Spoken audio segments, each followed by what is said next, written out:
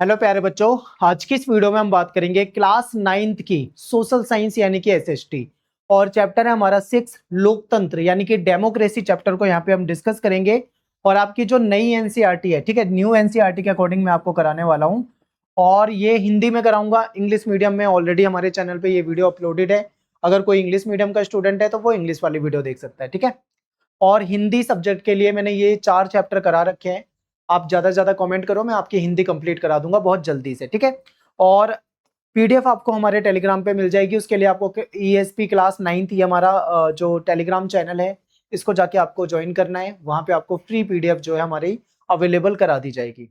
मेरा नाम सत्येंद्र प्रताप है। आपको कुछ डाउट हो, कुछ पूछना हो तो आप सीधा मुझे इंस्टाग्राम पे मैसेज कर सकते हैं। एकलव्य स्टडी पॉइंट ये मेरा यूजर नेम है, आप मुझे इस नाम से सर्च कर सकते हैं। और आपको जो भी पूछना हो तो आप मुझे वहां पे मैसेज कर दीजिए, मैं टाइम निकाल के आपको वहां पे रिप्लाई कर दूंगा, ठीक है। तो चलिए स्टार्ट करते हैं। देखिए, लोकतंत्र, हमारे चैप्टर का नाम क्या है? लोकतंत्र। और हम रहते हैं भारत देश में, ठीक है। यानी भारत देश में कौन सी व्यवस्था है? तो हमारे यहाँ पे भी लोकतंत्र है यानी डेमोक्रेसी है, लोकतांत्रिक व्यवस्था है। तो लोकतांत्रिक व्यवस्था में ही हम रहते हैं, तो हमारे लिए चैप्टर क्या हो जाएगा? बहुत आसान हो जाएगा, ठीक है। चलिए इसको समझते हैं। सबसे पहले बात करते हैं लोकतंत्र जो चैप्टर है। तो लोकतंत्र में क्या होता है? शक्ति, भागीदारी और सिद्धांत, ये दुनिया के सबसे बड़े लोकतंत्र को कैसे आकार देते हैं, इसको समझेंगे। तो देखिए, लोकतंत्र का विचार जो है वो कैसे विकसित हुआ, इसको हम यहाँ पे समझेंगे चैप्टर के अंदर। और हमारी समझ को कैसे आकार देता है लोकतंत्र, इसको समझेंगे। भारत और विश्व में लोकतंत्र के विभिन्न रूप कौन कौन से हैं, क्योंकि लोकतंत्र के भी कई रूप होते हैं जो आपको अलग अलग देशों में लोकतांत्रिक शासन में देखने को मिलते हैं, ठीक है। तो उसके बारे में हम डिस्कस करेंगे चैप्टर में। सरकार से आगे लोकतंत्र की आवश्यक विशेषताएं क्या हैं, ठीक है। और आज भारतीय लोकतंत्र जो है उसको कौन कौन सी चुनौतियों का सामना करना पड़ रहा है, ये सारे जो टॉपिक आपके सामने हैं, इसी टॉपिक को हम आगे डिस्कस करने वाले हैं डिटेल में, ठीक है। तो यहाँ पे आपको समझना नहीं है कुछ, बस आपको इनको थोड़ा सा देख लेना है, क्योंकि अब इसके आगे हम चलेंगे तो वहां पे हम क्या करेंगे, इसके आंसर को समझेंगे, ठीक है। इनके डिटेल में समझेंगे। तो आपका जो ये सिलेबस है आपके सामने ये है, यानी इस चैप्टर में हम ये सारी चीजें देखने वाले हैं। इसमें हम लोकतंत्र का अर्थ समझेंगे, लोकतंत्र की क्या विशेषताएं होती हैं, लोकतंत्र कितने प्रकार का होता है, भारत में लोकतंत्र की जड़ों के बारे में डिस्कस करेंगे, भारत में लोकतंत्र को लेकर कौन कौन सी चुनौतियां हैं, और विश्व में जो लोकतांत्रिक व्यवस्था है इसके बारे में इस चैप्टर में हम डिस्कस करने वाले हैं। तो ये क्या है? ये सिलेबस है, ठीक है। आपका न्यू सिलेबस है जिसमें ये चैप्टर दे रखा है। तो चलिए स्टार्ट करते हैं। इस चैप्टर को हम कई टुकड़ों में बांट कर पढ़ेंगे ताकि और आसान हो जाए आपके लिए। सबसे पहले मॉड्यूल 1 की बात करते हैं। आप सबसे पहले हम ये समझेंगे कि लोकतंत्र क्यों महत्वपूर्ण है, ठीक है। आपको यहां से समझना है। इससे पहले तो बस हम डिस्कस कर रहे थे सिलेबस के ऊपर, अब आपको समझना है। जो चीज मैं आपको बताऊंगा बहुत ध्यान से समझते हुए चलना है। तो लोकतंत्र क्यों महत्वपूर्ण है, आखिर ये इंपॉर्टेंट क्यों है लोकतंत्र, ठीक है। हमारे देश में लोकतंत्र है तो आप लोकतांत्रिक व्यवस्था को अच्छे से जानते होंगे, ठीक है। तो ये लोकतंत्र जो है क्यों महत्वपूर्ण है, इसको यहाँ पे हम समझेंगे। तो चलिए समझते हैं। देखिए, आप सोचो कि क्या होगा, मान लो अगर कोई सरकार ही ना हो। जैसे भारत है, हमारे देश में एक सरकार है, सरकार पूरी व्यवस्था को देखती है, कानून व्यवस्था को देखती है। मान लीजिए अगर कोई देश ऐसा हो, भारत मान लो या दुनिया का कोई दूसरा देश हो, मान लीजिए वहां पे कोई भी सरकार ही ना हो, ठीक है। वहां पे यातायात यानी जो ट्रैफिक है उसको उसका मैनेजमेंट करने वाला कोई ना हो। मान लो कोई ट्रैफिक का मैनेजमेंट नहीं कर रहा है, कानून व्यवस्था बनाए रखने के लिए वहां पे कोई पुलिस ना हो। मान लो कोई ऐसा देश है, उस देश में ना तो ट्रैफिक को मैनेज करने वाला कोई हो, ना ही वहां पे सुरक्षा के लिए कोई पुलिस हो, सरकारी अस्पताल को भी कोई मैनेज करने वाला ना हो, ठीक है। सार्वजनिक कोई प्राधिकरण ना हो जो कि सरकारी अस्पतालों को देखता हो, या कानून बनाने या कानून को लागू करने के लिए भी कोई प्राधिकरण ना हो। तो सोचो क्या होगा। अब आपको समझ में आ रहा होगा कि अगर मान लो कोई ऐसा देश है जहां पे ना तो कोई ट्रैफिक का मैनेजमेंट हो रहा है, ठीक है, ना ही मान लो वहां पे कोई कानून व्यवस्था को बना बना पा रहा है, ना सरकारी जो हॉस्पिटल है वहां पे कोई व्यवस्था है सही, और ना ही मान लीजिए कोई कानून को अच्छे से लागू करवा रहा है, तो उस देश में क्या हाल होगा आप समझ सकते हो। उस देश में कहीं ना कहीं अव्यवस्था फैल जाएगी, अफरा तफरी मच जाएगी, लोगों को मतलब बहुत तरह की समस्याओं का सामना करना पड़ेगा। जो सार्वजनिक बुनियादी जो इंफ्रास्ट्रक्चर होता है, जो ढांचा होता है, उसके लिए कोई तो जिम्मेदार डिपार्टमेंट होना चाहिए। तो वो नहीं होगा तो क्या होगा, सब कुछ अफरा तफरी मच जाएगी, अव्यवस्था फैल जाएगी। उस देश में शासन चल ही नहीं सकता, वो देश ज्यादा दिन चल ही नहीं पाएगा, देश टूट जाएगा, देश डूब जाएगा, ठीक है। अगर ये व्यवस्था नहीं होगी ना तो देश में बहुत बुरे हालात हो जाएंगे। अब अब हम यहाँ पे समझते हैं एक एग्जाम्पल से, ठीक है। एक एग्जाम्पल से आपको समझना है। देखो, आपको किसी देश की कल्पना करने की कोई जरूरत नहीं है। आइए अपनी कक्षा से ही शुरुआत करते हैं, यानी अपनी क्लास में ही देखते हैं। आपने देखा होगा कि जब आपकी क्लास में से टीचर्स चले जाते हैं, ठीक है, मान लो आपकी टीचर कहीं चली गई है या चले गए हैं, तो क्लासरूम में क्या होता है, ये हाल हो जाता है, WWE शुरू हो जाती है, कोई किसी को मार रहा है, कोई किसी को छेड़ रहा है, कोई गाली दे रहा है, कोई कागज फेंक रहा है, कुछ ना कुछ मतलब लड़ाई झगड़े, खेल कूद तमाशा शुरू हो जाता है, ठीक है। तो ये क्लास में हो जाता है कितनी देर में, जितनी देर के लिए टीचर वहां से जाते हैं। जब जैसे ही टीचर आते हैं तो सारे के सारे संत महात्मा बन जाते हैं और एकदम शांति से बैठ जाते हैं, जैसे उनसे अच्छा कोई स्टूडेंट ना हो, ठीक है। और जैसे ही टीचर वापस चले जाएंगे तो फिर से यही वाला हाल हो जाएगा। तो ऐसा ही हाल समझ लो किसी देश में हो सकता है, अगर उस देश में पुलिस ना हो, उस देश में सुरक्षा ना हो, उस देश में कोई सरकार ना हो, उस देश में कोई ट्रैफिक की व्यवस्था ना हो, सरकारी हॉस्पिटल में कोई मैनेजमेंट ना हो, स्कूलों में कोई मैनेजमेंट ना हो, तो उस देश में भी ऐसी ही व्यवस्था फैल जाएगी। अब बात करते हैं कि सरकार जो है, आखिर सरकार जो होती है वो करती क्या है, ठीक है, सरकार का काम क्या है। तो सरकार जो होती है वो नियम बनाती है, नियम का मतलब यहाँ पे कानून से है, ठीक है। यानी सरकार जो होगी वो कानून नियम कायदे बनाने का काम करती है। और सरकार जो होगी वो डिसीजन लेगी कि देश के लिए क्या करना है, जनता के लिए क्या, जनता की भलाई के लिए क्या डिसीजन लेना है, ठीक है। यानी सरकार जो होती है हमारी वो डिसीजन लेती है, सरकार कानून बनाती है, सरकार डिसीजन लेती है, और जो सरकार ने कानून बना दिए तो उनको लागू भी करवाने का काम करती है, ठीक है। यानी सरकार कानून को बनाएगी, कानून को लागू करवाएगी और डिसीजन लेगी। तो अब आगे चलते हैं, समझते हैं सरकार क्या है। तो देखिए, सरकार एक ऐसा सिस्टम है, एक ऐसी प्रणाली है जिसके माध्यम से किसी देश पर शासन किया जाता है, ठीक है। यानी सरकार एक ऐसा माध्यम है जिसके द्वारा मतलब सरकार एक ऐसा सिस्टम, मान लीजिए एक ऐसा सिस्टम है जिसके द्वारा किसी देश में शासन किया जाता है। अब जैसे मान लीजिए हमारे देश में जो सरकार है, ठीक है, हमारे देश की जो सरकार है वो क्या करती है, वो हमारे देश भारत में शासन करती है। ऐसे ही जो मान लो चाइना की सरकार होगी वो चाइना में शासन करेगी, जो अमेरिका की सरकार होगी वो अमेरिका में शासन करेगी, ठीक है। यानी सरकार क्या करती है, शासन करती है। और सरकार जो होगी वो कानून बनाएगी, किसके लिए, अपने देश के लिए। अब भारत की सरकार भारत के लिए कानून बनाएगी, अमेरिका की सरकार अमेरिका की जनता के लिए कानून बनाएगी, ठीक है। तो सरकार क्या करेगी, कानून बनाएगी, इसको याद रखना है। सरकार डिसीजन लेगी, उसको क्या करना है क्या नहीं करना है ये डिसीजन भी सरकार लेगी। जो कानून सरकार ने बनाए उसको लागू करने का काम करेगी। सरकार देश में व्यवस्था बनाए रखेगी ताकि सब कुछ सुचारू रूप से चले, ट्रैफिक अच्छे से जा सके, ठीक है, स्कूल अच्छे तरीके से चले, सरकारी हॉस्पिटल अच्छे तरीके से चले।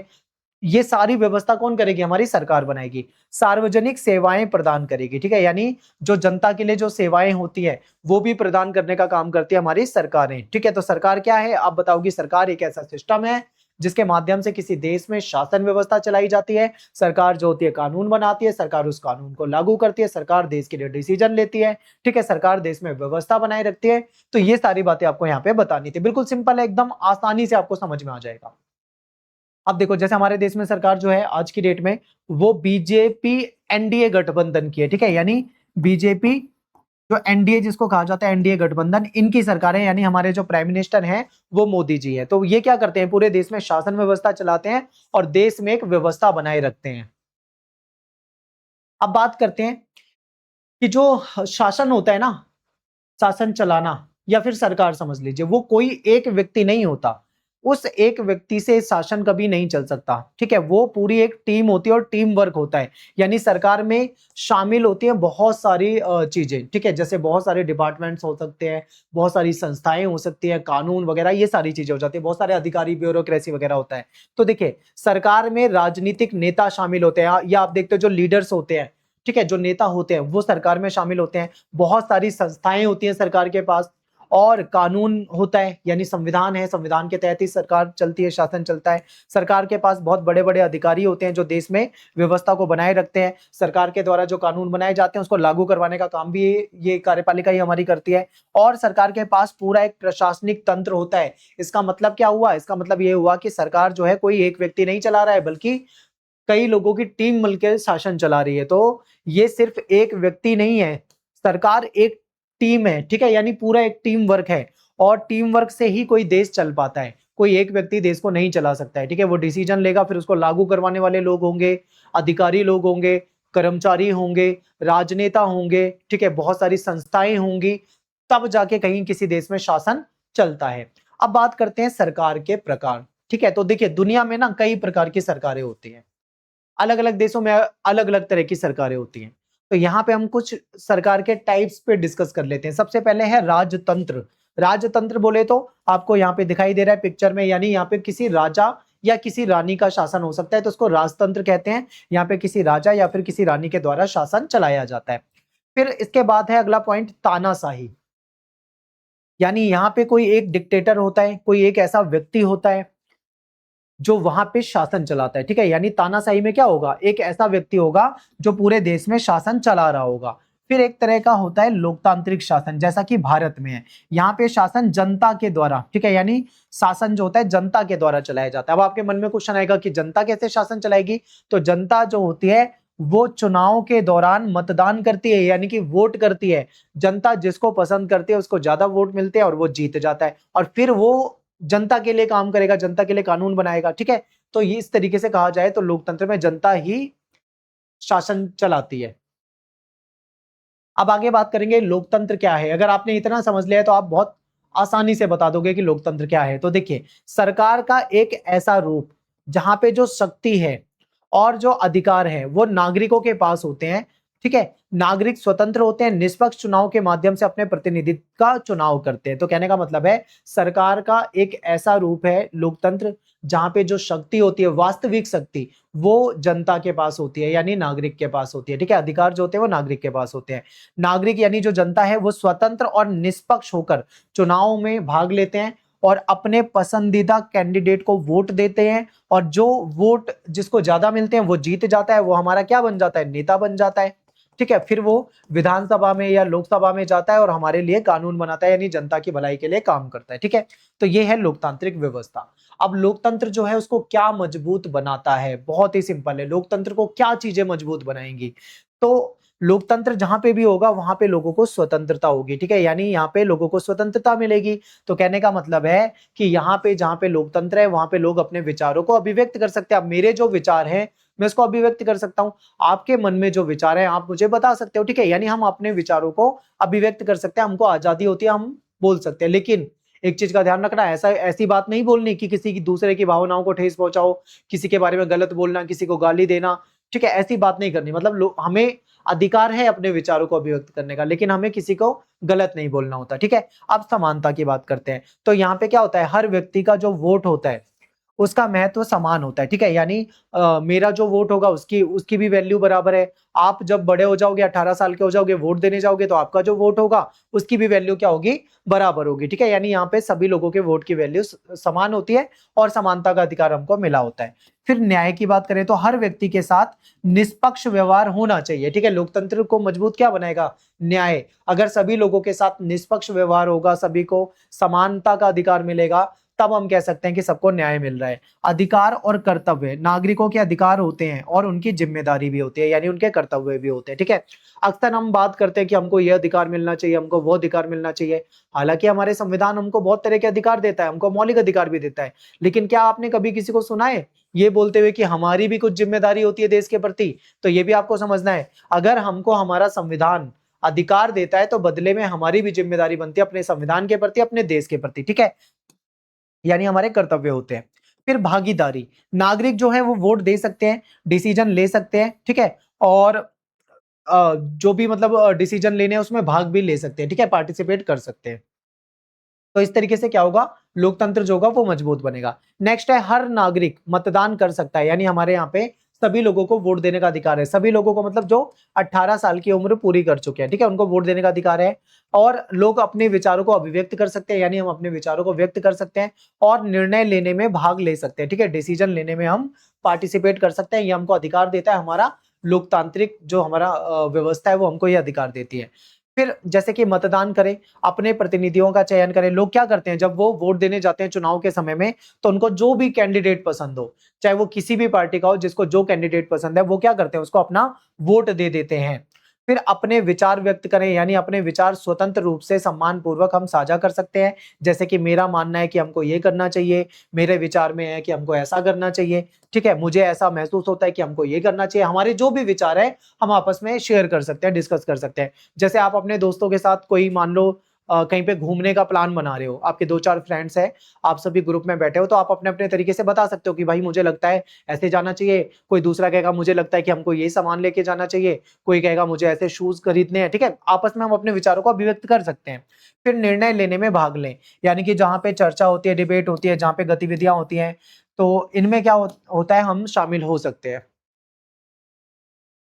इसके बाद बात करते हैं भारत, दुनिया का सबसे बड़ा लोकतंत्र, ठीक है? यानी भारत को दुनिया का सबसे बड़ा लोकतंत्र माना जाता है, दुनिया का सबसे बड़ा लोकतांत्रिक देश भारत को माना जाता है। यहाँ पे 140 करोड़, ठीक है? 140 करोड़ से ज्यादा लोग हमारे देश में रहते हैं और 96.8 करोड़ जो लोग हैं वो मतदाता हैं, यानी वोटर्स हैं, जो कि वोट देते हैं, वोट दे सकते हैं, ठीक है?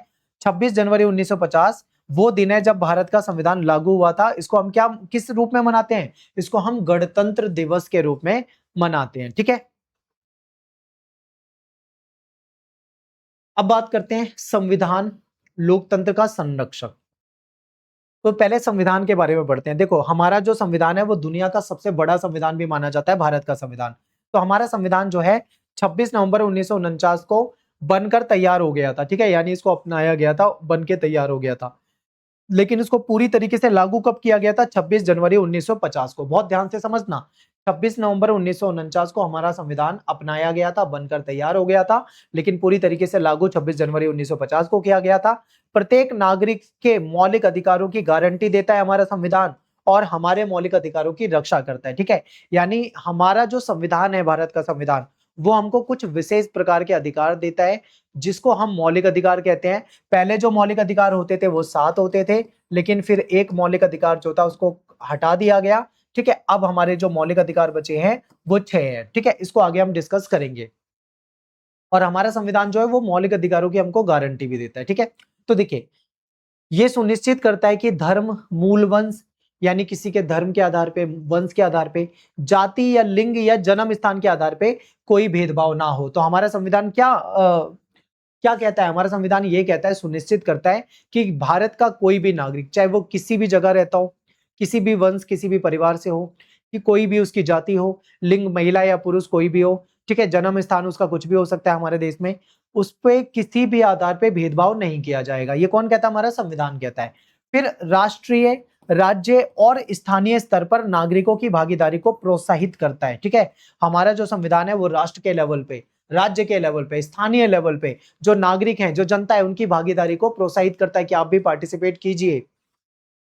तो यहाँ पे हमारा जो मॉड्यूल 1 जो था वो खत्म हो गया है। आई होप आपको मॉड्यूल 1 में सब कुछ अच्छे से समझ में आया होगा। लोकतंत्र के बारे में बेसिक डिस्कशन किया था। अब मॉड्यूल 2 की बात करते हैं। इसमें हम बात करेंगे भारत में लोकतंत्र की जड़ें। आखिर भारत में लोकतंत्र क्या देश की आजादी के बाद ही आया या देश की आजादी से पहले भी हमारे यहाँ पे कभी लोकतंत्र था? इसके बारे में हम डिस्कस करने वाले हैं। तो चलिए लोकतंत्र की जड़ों के बारे में थोड़ा सा डिस्कस करते हैं। तो देखिए, प्रारंभिक काल से लोकतांत्रिक परंपराएं। तो लोकतंत्र का विचार प्राचीन काल से ही भारतीय संस्कृति में आपको दिखेगा। यानी हमारा जो कल्चर है, हमारे जो मूल्य हैं, ठीक है, हमारी जो संस्कृति है, हमारा जो व्यवहार है, उसको अगर हम ध्यान से देखें तो प्राचीन काल से ही हमारे यहाँ पे लोकतांत्रिक व्यवस्था आपको देखने को मिलती है। वैदिक काल की बात करें, ठीक है, वैदिक काल जो था उसमें क्या था? सभा थी, समिति थी, विधस था और सामूहिक डिसीजन लिए जाते थे। और ये समझिए, उस समय में सभा होती थी, सभा में बहुत सारे लोग होते थे, ठीक है? वहां पे समितियां होती थी, मिलकर डिसीजन होता था, चर्चा होती थी, वाद विवाद होता था, डिस्कशन होता था, तब जाके डिसीजन लिया जाता था। तो ये क्या है? ये लोकतंत्र का ही एग्जांपल है। लोकतंत्र में यही तो होता है। तो देखो, हमारे यहाँ पे 3 प्रकार की सभाएं होती थी। अब एक एक करके समझेंगे। सबसे पहले बात करेंगे सभा की। सभा जो है ये विशिष्ट लोगों का समुदाय होता था, ठीक है? जो विशिष्ट लोग हैं, जो बड़े लोग हैं, इनका एक समुदाय होता था। एक होती थी हमारे यहाँ पे समिति। इसमें क्या होते थे? सामान्य लोग, यानी जो आम जनता होती है, ये लोग इसमें इसके मेंबर होते थे, सदस्य होते थे, ठीक है? मिलकर ये क्या करते थे? बातचीत करते थे, चर्चा करते थे, कोई समस्या है तो उसमें मिलकर लोग अपना अपना सजेशन देते थे। और विधाता, ये धार्मिक उद्देश्य के लिए समुदाय, यानी ये वो समुदाय हैं जो धार्मिक उपदेश देते थे, ठीक है? तो इस तरीके से हमारे यहाँ पे 3 प्रकार की सभाएं होती थी। इसको आप एक बार ध्यान से देख लीजिए। और यहाँ पे चर्चाएं होती थी, उपदेश दिए जाते थे। इसके बाद गण और संघ, ये आपको समझना है। प्राचीन भारत की बात कर रहा हूं मैं, ठीक है? तो देखिए, गण में कौन से लोग होते हैं? गण का मतलब होता है एक ही कुल, यानी एक ही परिवार है, एक ही कुल है, उसके मेंबर जो हैं वो शासन व्यवस्था को देख रहे हैं, शासन व्यवस्था को चला रहे हैं, ठीक है।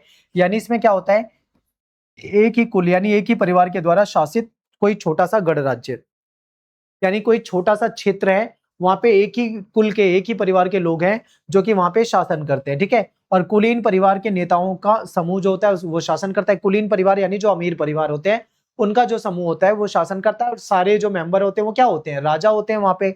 और नेता जो होते हैं उनको राजा का दर्जा मिला होता है, राजा के समान उनको अधिकार मिले होते हैं। यहाँ पे भी डिसीजन जो होता है वो चर्चा और मतदान के माध्यम से होता है। यानी मान लो किसी चीज पे कोई फैसला लेना है तो क्या होगा, वहां पे चर्चा की जाती है, डिस्कशन होता है, मतदान यानी वोटिंग कराई जाती है, उसके बाद क्या किया जाता है, डिसीजन लिया जाता है। अब यहाँ पे देखो जो शासन होता है वो कोई छोटा आकार हो सकता है, क्योंकि एक ही कुल के लोग शासन कर रहे हैं तो वो बहुत बड़ा क्षेत्र नहीं होगा, उसको गण कहा जाता है। और जैसे कि शाक्य गण हो गया, मल्ल गण हो गए, इसके एग्जाम्पल हो गए, ठीक है। अब दूसरी तरफ बात करते हैं संघ की। संघ जो होता है वो थोड़ा बड़ा होता है, यानी ये इसमें कई कुलों के द्वारा मिलकर बना एक संघ, यानी कई परिवारों के द्वारा मिलकर एक संघ बनता है, जिसको आप महासंघ भी कह सकते हो, ठीक है, महासंघ भी कह सकते हो।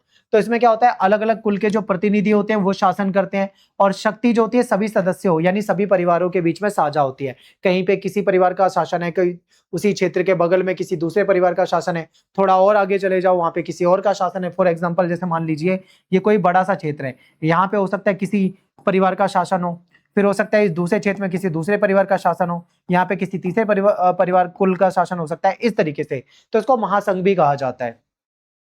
यहाँ पे जो डिसीजन होते हैं वो उसके लिए केंद्रीय सभा होती है, ठीक है, केंद्रीय सभा होती है, वहां सारे लोग मिलते हैं, मिलकर बातचीत करते हैं, तब जाके डिसीजन लेते हैं। अब इसका जो आकार होता है वो गण के मुकाबले में बड़ा होता है, क्योंकि गण जो होता है एक छोटा सा क्षेत्र था, लेकिन ये बड़े आकार का क्षेत्र होता है। जैसे कि मान लो वज्जी संघ हो गया, ठीक है, लिच्छवी, विदे, ये कुछ इसके एग्जाम्पल हो सकते हैं, ठीक है, एग्जाम्पल इसके हैं। तो जो प्राचीन भारत था उसमें ये व्यवस्था थी। इसके बाद देखो एक सूत्र है एकमत्य सूक्तम।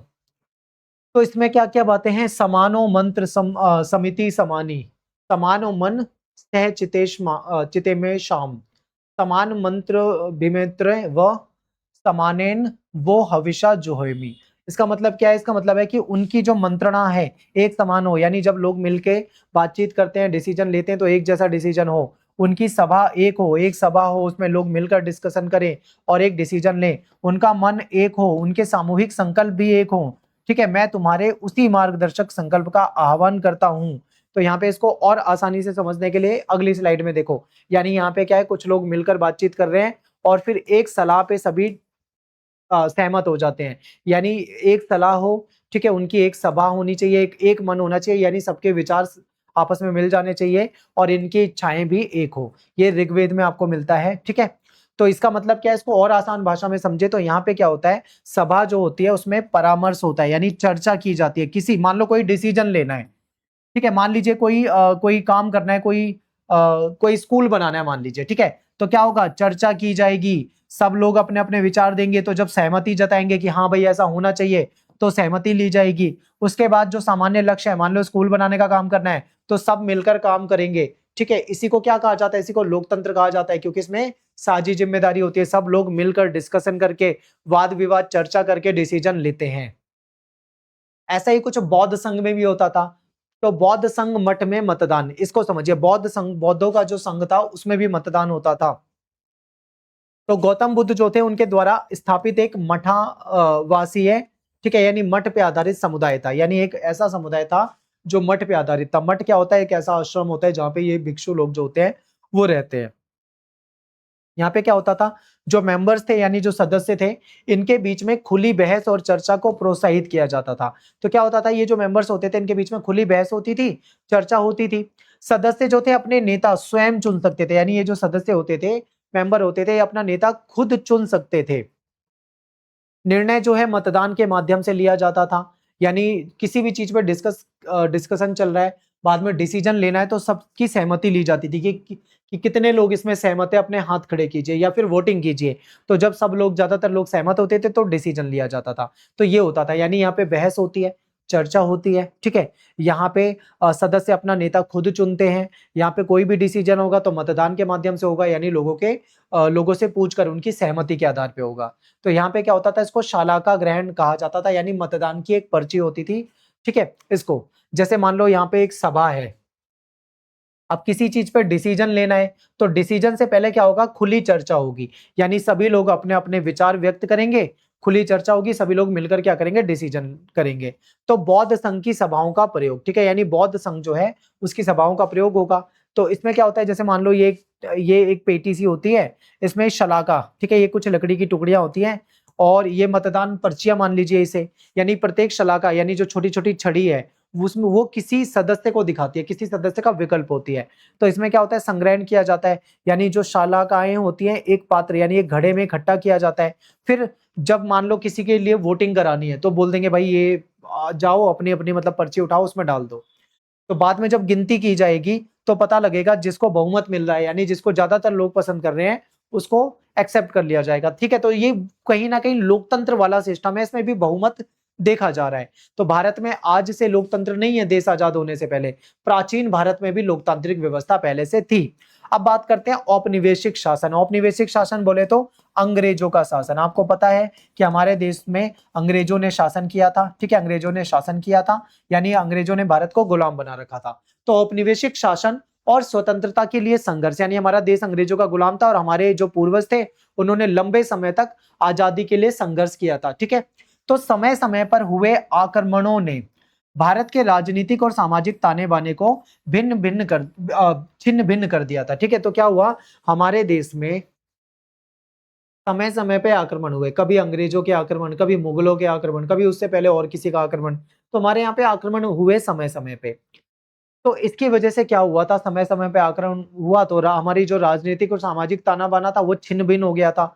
19वीं शताब्दी तक विदेशी शासन ने यानी अंग्रेजों के शासन ने राजनीतिक संरचना जो थी, हमारा जो पॉलिटिकल स्ट्रक्चर था जो पहले कभी हुआ करता था उसको बिल्कुल बदल दिया था, यानी चेंज कर दिया था, और लोगों की भागीदारी को सीमित कर दिया था, यानी जनता अब उतनी चर्चा नहीं करती, वाद विवाद नहीं करती। पहले वाला जो सिस्टम था वो नहीं रहा, अंग्रेजों ने उसको क्या कर दिया था, बदल दिया था, ठीक है। लंबे स्वतंत्रता संघर्ष ने, क्योंकि लंबे समय तक हमारे जो पूर्वज है उन्होंने स्वतंत्रता के लिए संघर्ष किया और लोकतांत्रिक जो विचार थे जो अंग्रेजों ने दबा दिए थे उसको मजबूत किया। अंग्रेजों ने उपमहाद्वीप के जो ज्यादातर हिस्से थे उसको क्या कर लिया था, उपनिवेश बना लिया था, यानी अंग्रेजों ने उपमहाद्वीप के ज्यादातर हिस्से को अपना गुलाम बना रखा था। अब बात करते हैं संविधान सभा से संविधान तक की यात्रा, यानी हमारा संविधान सभा जो है इसने क्या करा, संविधान बनाने का काम किया और यहां से लेके संविधान बन जाने तक की यात्रा को समझते हैं। तो जुलाई अगस्त 1946 में क्या होती है, संविधान सभा के लिए जो चुनाव था उसका प्रारूप जो था तैयार किया जाता है। फिर क्या होता है, 15 अगस्त 1947 को हमारा देश आजाद हो जाता है, आप सभी जानते हैं देश आजाद हो गया था। फिर 26 नवंबर 1949 को हमारा संविधान बनकर तैयार हो गया था, ठीक है। ये दुनिया का सबसे बड़ा संविधान है, सबसे लंबा लिखित संविधान है। लेकिन लागू कब किया गया था इसको, 26 जनवरी 1950 को हमारा संविधान लागू कर दिया गया था। इसीलिए 26 जनवरी 1950 को हम क्या करते हैं, सॉरी 26 जनवरी 1950 को लागू किया गया था, इसीलिए हर साल 26 जनवरी के दिन हम अपने गणतंत्र दिवस को मनाते हैं, ठीक है। तो ये आपको समझ में आया होगा, ये हमारे पूरी यात्रा है संविधान सभा बनने से लेके संविधान के लागू होने तक की। अब बात करते हैं डॉक्टर बी आर अम्बेडकर यानी डॉक्टर भीमराव अम्बेडकर के बारे में। तो डॉक्टर भीमराव अम्बेडकर और एक जीवंत दस्तावेज, यानी संविधान जो है हमारा उसको जीवंत दस्तावेज कहा जाता है। तो डॉक्टर बी आर अम्बेडकर ने संविधान की प्रारूप समिति की अध्यक्षता की थी, ठीक है, यानी ये अध्यक्ष थे प्रारूप समिति के। इसमें 7 सदस्य थे यानी 7 मेंबर थे। प्रारूप समिति ने डॉक्टर जो थी इसमें डॉक्टर बी आर अम्बेडकर के नेतृत्व में संविधान का अंतिम प्रारूप यानी संविधान कैसा होगा उसका जो खाका होता है, प्रारूप होता है, वो किसने तैयार किया था, हमारी इस वाली समिति ने। इस समिति को क्या कहा जाता है, इसको प्रारूप समिति कहा जाता है, जिसके अध्यक्ष कौन होते थे, डॉक्टर बी आर अम्बेडकर होते थे, ठीक है। तो देखिए संविधान सभा ने कई लोकतांत्रिक संविधानों का अध्ययन करा, यानी जब हमारे देश का संविधान बनाया जाना था उस समय हमारी जो संविधान सभा थी उसने क्या किया था, कई सारे देशों का जो संविधान था उसका अध्ययन किया था, ठीक है। भारतीय फिर जब अलग अलग देशों के संविधान का अध्ययन किया फिर उसके बाद हमारे देश यानी भारत की आवश्यकता को देखा, यानी हमारा देश की क्या आवश्यकता है, तो हमारे देश की आवश्यकता के अनुकूल यानी उसके हिसाब से जो सही विचार थे उसको अपनाया, अलग अलग देशों से प्रावधान हमने ले लिए। संविधान कोई कठोर कानूनी संहिता नहीं है, ये वैध संशोधनों के माध्यम से विकसित होता है, ठीक है। यानी हमारा जो संविधान है ये कोई कठोर संहिता नहीं है कि बना दी तो वैसी रहेगी, बल्कि इसमें संशोधन हो सकते हैं, समय समय पे इस पे जरूरत पड़ने पे संशोधन किए जा सकते हैं। तो भारतीय संविधान की उधार ली गई विशेषता, यानी हमारे संविधान में अलग अलग देशों के संविधान से कुछ चीजों को लिया गया, कुछ प्रावधान को अपनाया गया जिसको उधार लिया हमने, ठीक है। इसकी इसीलिए हमारे संविधान को उधार का थैला भी कहा जाता है। तो चलिए देखते हैं किस देश से क्या लिया। जैसे ब्रिटेन का संविधान जो था, यहाँ से हमने संसदीय व्यवस्था को लिया, संसदीय विशेष अधिकार को, जो हमारे यहाँ पे कानून का शासन है, कानून बनाने की प्रोसेस है, एकल नागरिकता है, ये सब हमने कहाँ से लिया, ब्रिटेन के संविधान से लिया है। कनाडा जो है, कनाडा का संविधान से हमने जो सशक्त केंद्र सरकार वाली, केंद्र वाली सरकार है हमारे यहाँ पे, फिर केंद्र में अवशिष्ट शक्तियां हो गई, राज्यपाल की नियुक्ति जो हो गई, ये कनाडा के संविधान से है। ऑस्ट्रेलिया के संविधान से समवर्ती सूची, संसद की संयुक्त बैठक, देश के भीतर जो व्यापार और सेवा की स्वतंत्रता है, ये हमारे यहाँ पे ऑस्ट्रेलिया के संविधान से लिया गया, ठीक है। फिर अंग्रेजों के समय में जो कानून था, भारत सरकार अधिनियम 1935 जो अंग्रेजों के द्वारा बनाया गया था, उसमें से ये सारे प्रावधान लिए गए। सोवियत संघ से पंचवर्षीय योजनाएं और मौलिक कर्तव्य हमने उठाए, ठीक है। अमेरिका से मौलिक अधिकार, उपराष्ट्रपति का पद, राष्ट्रपति में जो महाभियोग लगाया जाता है, न्यायिक पुनरावलोकन, ये सब हमने अमेरिका के संविधान से लिया, ठीक है। आयरिश संविधान जो था, यहाँ से हमने राज्य के, ठीक है, नीति निर्देशक तत्व हो गए, भारत के जो राष्ट्रपति का निर्वाचन है, ये सब हमने यहाँ से लिया। तो आप देखोगे ना कि हमने अलग अलग देशों के संविधान से अलग अलग तरह के प्रावधान लिए हैं, जो कि हमने यहाँ पे लिख रखे हैं। तो यानी हमने उधार लिया है अलग अलग देशों से।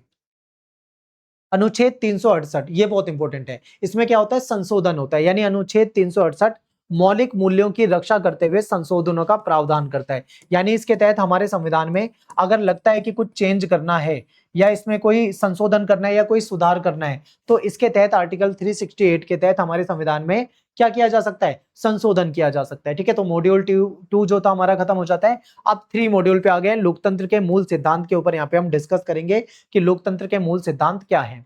तो सबसे पहले बात करते हैं लोकप्रिय संप्रभुता। तो लोकतंत्र में शक्ति का अंतिम स्रोत जो होती है वो जनता होती है, ठीक है। यानी हमारे यहाँ पे जो सत्ता है, जो शक्ति है, उसका अंतिम स्रोत जनता है। फॉर एग्जाम्पल देखो, मान लो जनता ने किसी पार्टी को, मान लो किसी पार्टी का नाम ए है, ठीक है। मान लीजिए हमारे देश में जनता ने इस पार्टी को चुनाव में वोट खूब दिए और ये पार्टी जीत गई और सरकार में आ गई। लेकिन इसने मान लो अच्छा काम करा ही नहीं जनता के लिए, तो जनता ताकतवर है। अगले 5 साल के बाद जब दोबारा से चुनाव होंगे तो जनता किसी दूसरी पार्टी को ले आएगी सत्ता में। फिर अगर ये भी अच्छा काम नहीं करती तो जनता किसी तीसरी पार्टी को ला सकती है, ये भी अच्छा काम नहीं करती तो चौथी पार्टी को ला सकती है, या फिर पहले वाली पार्टी को ला सकती है। तो मतलब जनता सत्ता में पहुंचा सकती है तो सत्ता से हटा भी सकती है। ये असली पावर किसके पास है, जनता के पास है। राज्य अपनी सत्ता जनता से प्राप्त करता है, ठीक है। सरकार के पास जो ताकत होती है वो जनता से ही उसे मिलती है। इसके बाद बात करते हैं लोकतंत्र। लोकतंत्र जो है वो शक्ति जो है ऊपर की ओर प्रभावित होती है, ठीक है। यानी कहने का मतलब है सबसे नीचे जनता है, जनता से शक्ति जो है ऊपर की ओर जाती है, ठीक है। यानी कि जनता जो है, जनता सरकार चलाने के लिए अपने प्रतिनिधियों का चुनाव करती है, जनता वोट देती है, ठीक है। नागरिक के पास, जनता के पास शक्ति होती है, वो वोट देगी और अपने लोगों को, अपने नेताओं को भेजेगी। फिर वो ऊपर जाएंगे, यानी ऊपर का मतलब वहां नहीं है, ऊपर का मतलब वो विधानसभा या संसद में जाएंगे और हमारे लिए कानून बनाएंगे, ठीक है। हमारे लिए पॉलिसी बनाएंगे, कानून बनाएंगे और हमारी भलाई के लिए काम करेंगे। तो ये होता है हमारे यहाँ पे लोकतंत्र की व्यवस्था पूरी।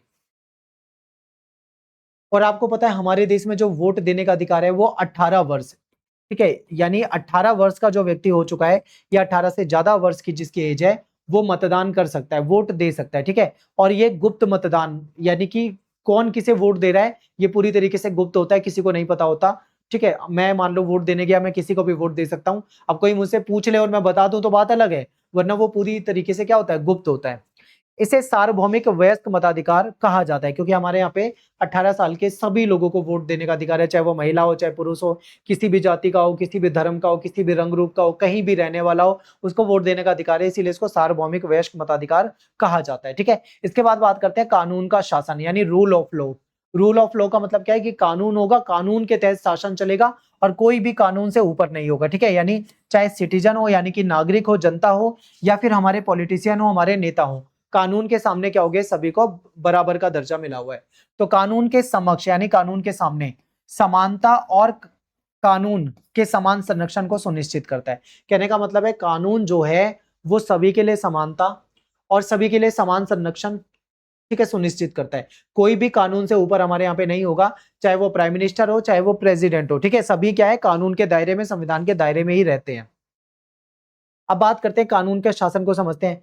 कानून से पहले समानता, तो कानून की नजर में सभी लोग समान हैं, ठीक है, यानी चाहे अमीर व्यक्ति हो चाहे गरीब व्यक्ति हो, कानून जो है सबको बराबर मानेगा। अब चाहे कोई अमीर आदमी क्राइम कर दे या कोई गरीब आदमी क्राइम कर दे, कानून के नजर में दोनों को बराबर ही सजा मिलेगी, ठीक है, यानी एक अपराध के लिए एक ही प्रकार का कानून है और एक ही प्रकार की सजा मिलेगी। चाहे प्रभावशाली व्यक्ति हो चाहे राजनेता हो, अगर गलत काम करता है तो उसको भी सजा मिलेगी, ठीक है। अब दूसरी तरफ बात करते हैं कानून द्वारा बराबर सुरक्षा, यानी हर व्यक्ति को कानून के द्वारा बराबर सुरक्षा मिली हुई है और हमारे संविधान के द्वारा सभी को बराबर अधिकार मिले हुए हैं, ठीक है। पुलिस स्टेशन में जैसे मान लो कोई जाता है, मुझे मदद चाहिए मुझे मदद चाहिए, तो कानून क्या करेगा, सबके लिए बराबर होगा, सबकी मदद करेगा। बिल्कुल आसान भाषा में अगर हम समझे तो कह दो कि कानून से ऊपर कोई नहीं है, सभी लोग जो हैं वो समान है और सबको कानून के दायरे में ही रहना होता है, ठीक है। कानून के द्वारा स्थापित प्रक्रियाओं के माध्यम से अदालतों में विवादों का समाधान किया जाता है, यानी अदालत में आपको पता है केस जाते हैं और केस चलते रहते हैं लंबे समय तक। तो इसका जो जो विवाद है इसको सुलझाने का काम कैसे किया जाता है, हमारे यहाँ पे अदालत यानी कोर्ट के माध्यम से। ताकत के द्वारा, बल के द्वारा किसी मुद्दे को नहीं सुलझाया जाएगा, बल्कि कोर्ट के द्वारा, फिर ताकि न्याय हो सके, जवाबदेही हो, लोकतांत्रिक प्रणाली में जनता के विश्वास को बढ़ाता है, ठीक है, यानी न्याय, जवाबदेही, पारदर्शिता, ये सब क्या करता है, लोगों के विश्वास को बढ़ाता है लोकतंत्र में। अब बात करते हैं मौलिक अधिकार यानी फंडामेंटल राइट। तो हमें क्या है, हमारा संविधान 7 प्रकार के मौलिक अधिकार देता था, मैं आपको पहले ही बता चुका हूं। आज की डेट में कितने, 6 मौलिक अधिकार हैं, ठीक है। पहले कितने मौलिक अधिकार होते थे, 7 होते थे। फिर एक मौलिक अधिकार जो था जिसको हम बोलते हैं संपत्ति का अधिकार, ठीक है। पहले संपत्ति का अधिकार क्या होता था, ये मौलिक अधिकार होता था, लेकिन बाद में इसको संपत्ति के अधिकार को मौलिक अधिकार वाली लिस्ट से हटा दिया गया। इसको क्या बना दिया गया, इसको सामान्य कानूनी अधिकार बना दिया गया, ठीक है, यानी ये सामान्य कानूनी अधिकार बना दिया गया है और इसको मौलिक अधिकारों की सूची से इसको हटा दिया गया है, ठीक है। तो यानी कि 6 मौलिक अधिकार अपने पास बचे, यानी 7 में से एक चला गया तो 6 बचे। तो 6 मौलिक अधिकार आज के समय में है और नागरिकों के अधिकार, स्वतंत्रता और गरिमा की रक्षा करते हैं हमारे मौलिक अधिकार, जो कि हमें हमारे संविधान के द्वारा मिले हुए, और इसके लिए हमें गारंटी देता है संविधान, यानी हमारे मौलिक अधिकार जो है उसकी गारंटी हमें संविधान से मिलती है। तो अदालत में प्रवर्तनीय है, अदालत क्या कर सकती है, इनको लागू करवा सकती है। कोई अगर मान लो किसी के मौलिक अधिकार का हनन किया जा रहा है तो वो कोर्ट में जा सकता है, कोर्ट उसको लागू करवाएगी। नागरिक अनुच्छेद 32 और 226 के तहत उपचार प्राप्त कर सकते हैं, ठीक है। आर्टिकल 32 एंड आर्टिकल 226, इसके माध्यम से क्या होता है, हमारे जो मौलिक अधिकार है उसको लागू करवाया जा सकता है अगर कोई हनन करता है तो। मौलिक अधिकार जो होते हैं इस संविधान में हर नागरिक के अधिकारों की रक्षा करते हैं। कितने मौलिक अधिकार हैं, 6 मौलिक अधिकार हैं, ठीक है। जैसे कि समानता का अधिकार, सबको समान माना जाएगा। स्वतंत्रता का अधिकार, आप पूरे देश में कहीं भी रह सकते हो, घूम सकते हो, ठीक है। शोषण के विरुद्ध अधिकार, धार्मिक स्वतंत्रता का अधिकार, सांस्कृतिक और शैक्षिक अधिकार आपको मिले हुए हैं, संवैधानिक उपचारों का अधिकार, ये सब क्या है, मौलिक अधिकार है, ठीक है। कौन देता है हमको, संविधान देता है। नेक्स्ट है शक्तियों का पृथक्करण, जांच और संतुलन। तो 3 स्वतंत्र शाखाएं, एक मजबूत लोकतंत्र। तो देखिए हमारे यहाँ पे क्या है, जो हमारी जो सरकार है उसके 3 प्रमुख अंग होते हैं, ठीक है। ये है विधायिका। विधायिका का काम क्या होता है, विधायिका में हमारे वो नेता होते बैठते हैं हमारी विधायिका में जो हमारे द्वारा जिताकर भेजे गए होते हैं, ठीक है, यानी जनता जिनको चुनकर भेजती है। ये लोग संसद में, राज्यों की विधानसभा में, स्थानीय निकायों में, स्थानीय स्वशासन में आपको देखने को मिलते हैं। ये हमारे लिए क्या करते हैं, कानून बनाने का काम करते हैं। फिर उसके बाद जब कानून बन जाता है तो उसको लागू करवाने का काम कार्यपालिका करती है, यानी सरकार के द्वारा जो बनाया गया कानून है उसको लागू करवाता है। तीसरा न्यायपालिका है। न्यायपालिका भी हमारी सरकार का प्रमुख अंग है और ये कानूनों की व्याख्या करती है, ठीक है, यानी कानून की व्याख्या करेगी, उनकी संवैधानिकता की जांच करेगी और लोगों के झगड़े, विवाद, संघर्ष जो है उसको सुलझाने का काम करेगी। यहां तक कि केंद्र की सरकार, राज्य की सरकार के बीच में कोई विवाद हो जाए तो उसको सुलझाने का काम भी क्या करती है, हमारी न्यायपालिका करती है, ठीक है। इसके बाद बात करते हैं जवाबदेही और पारदर्शिता।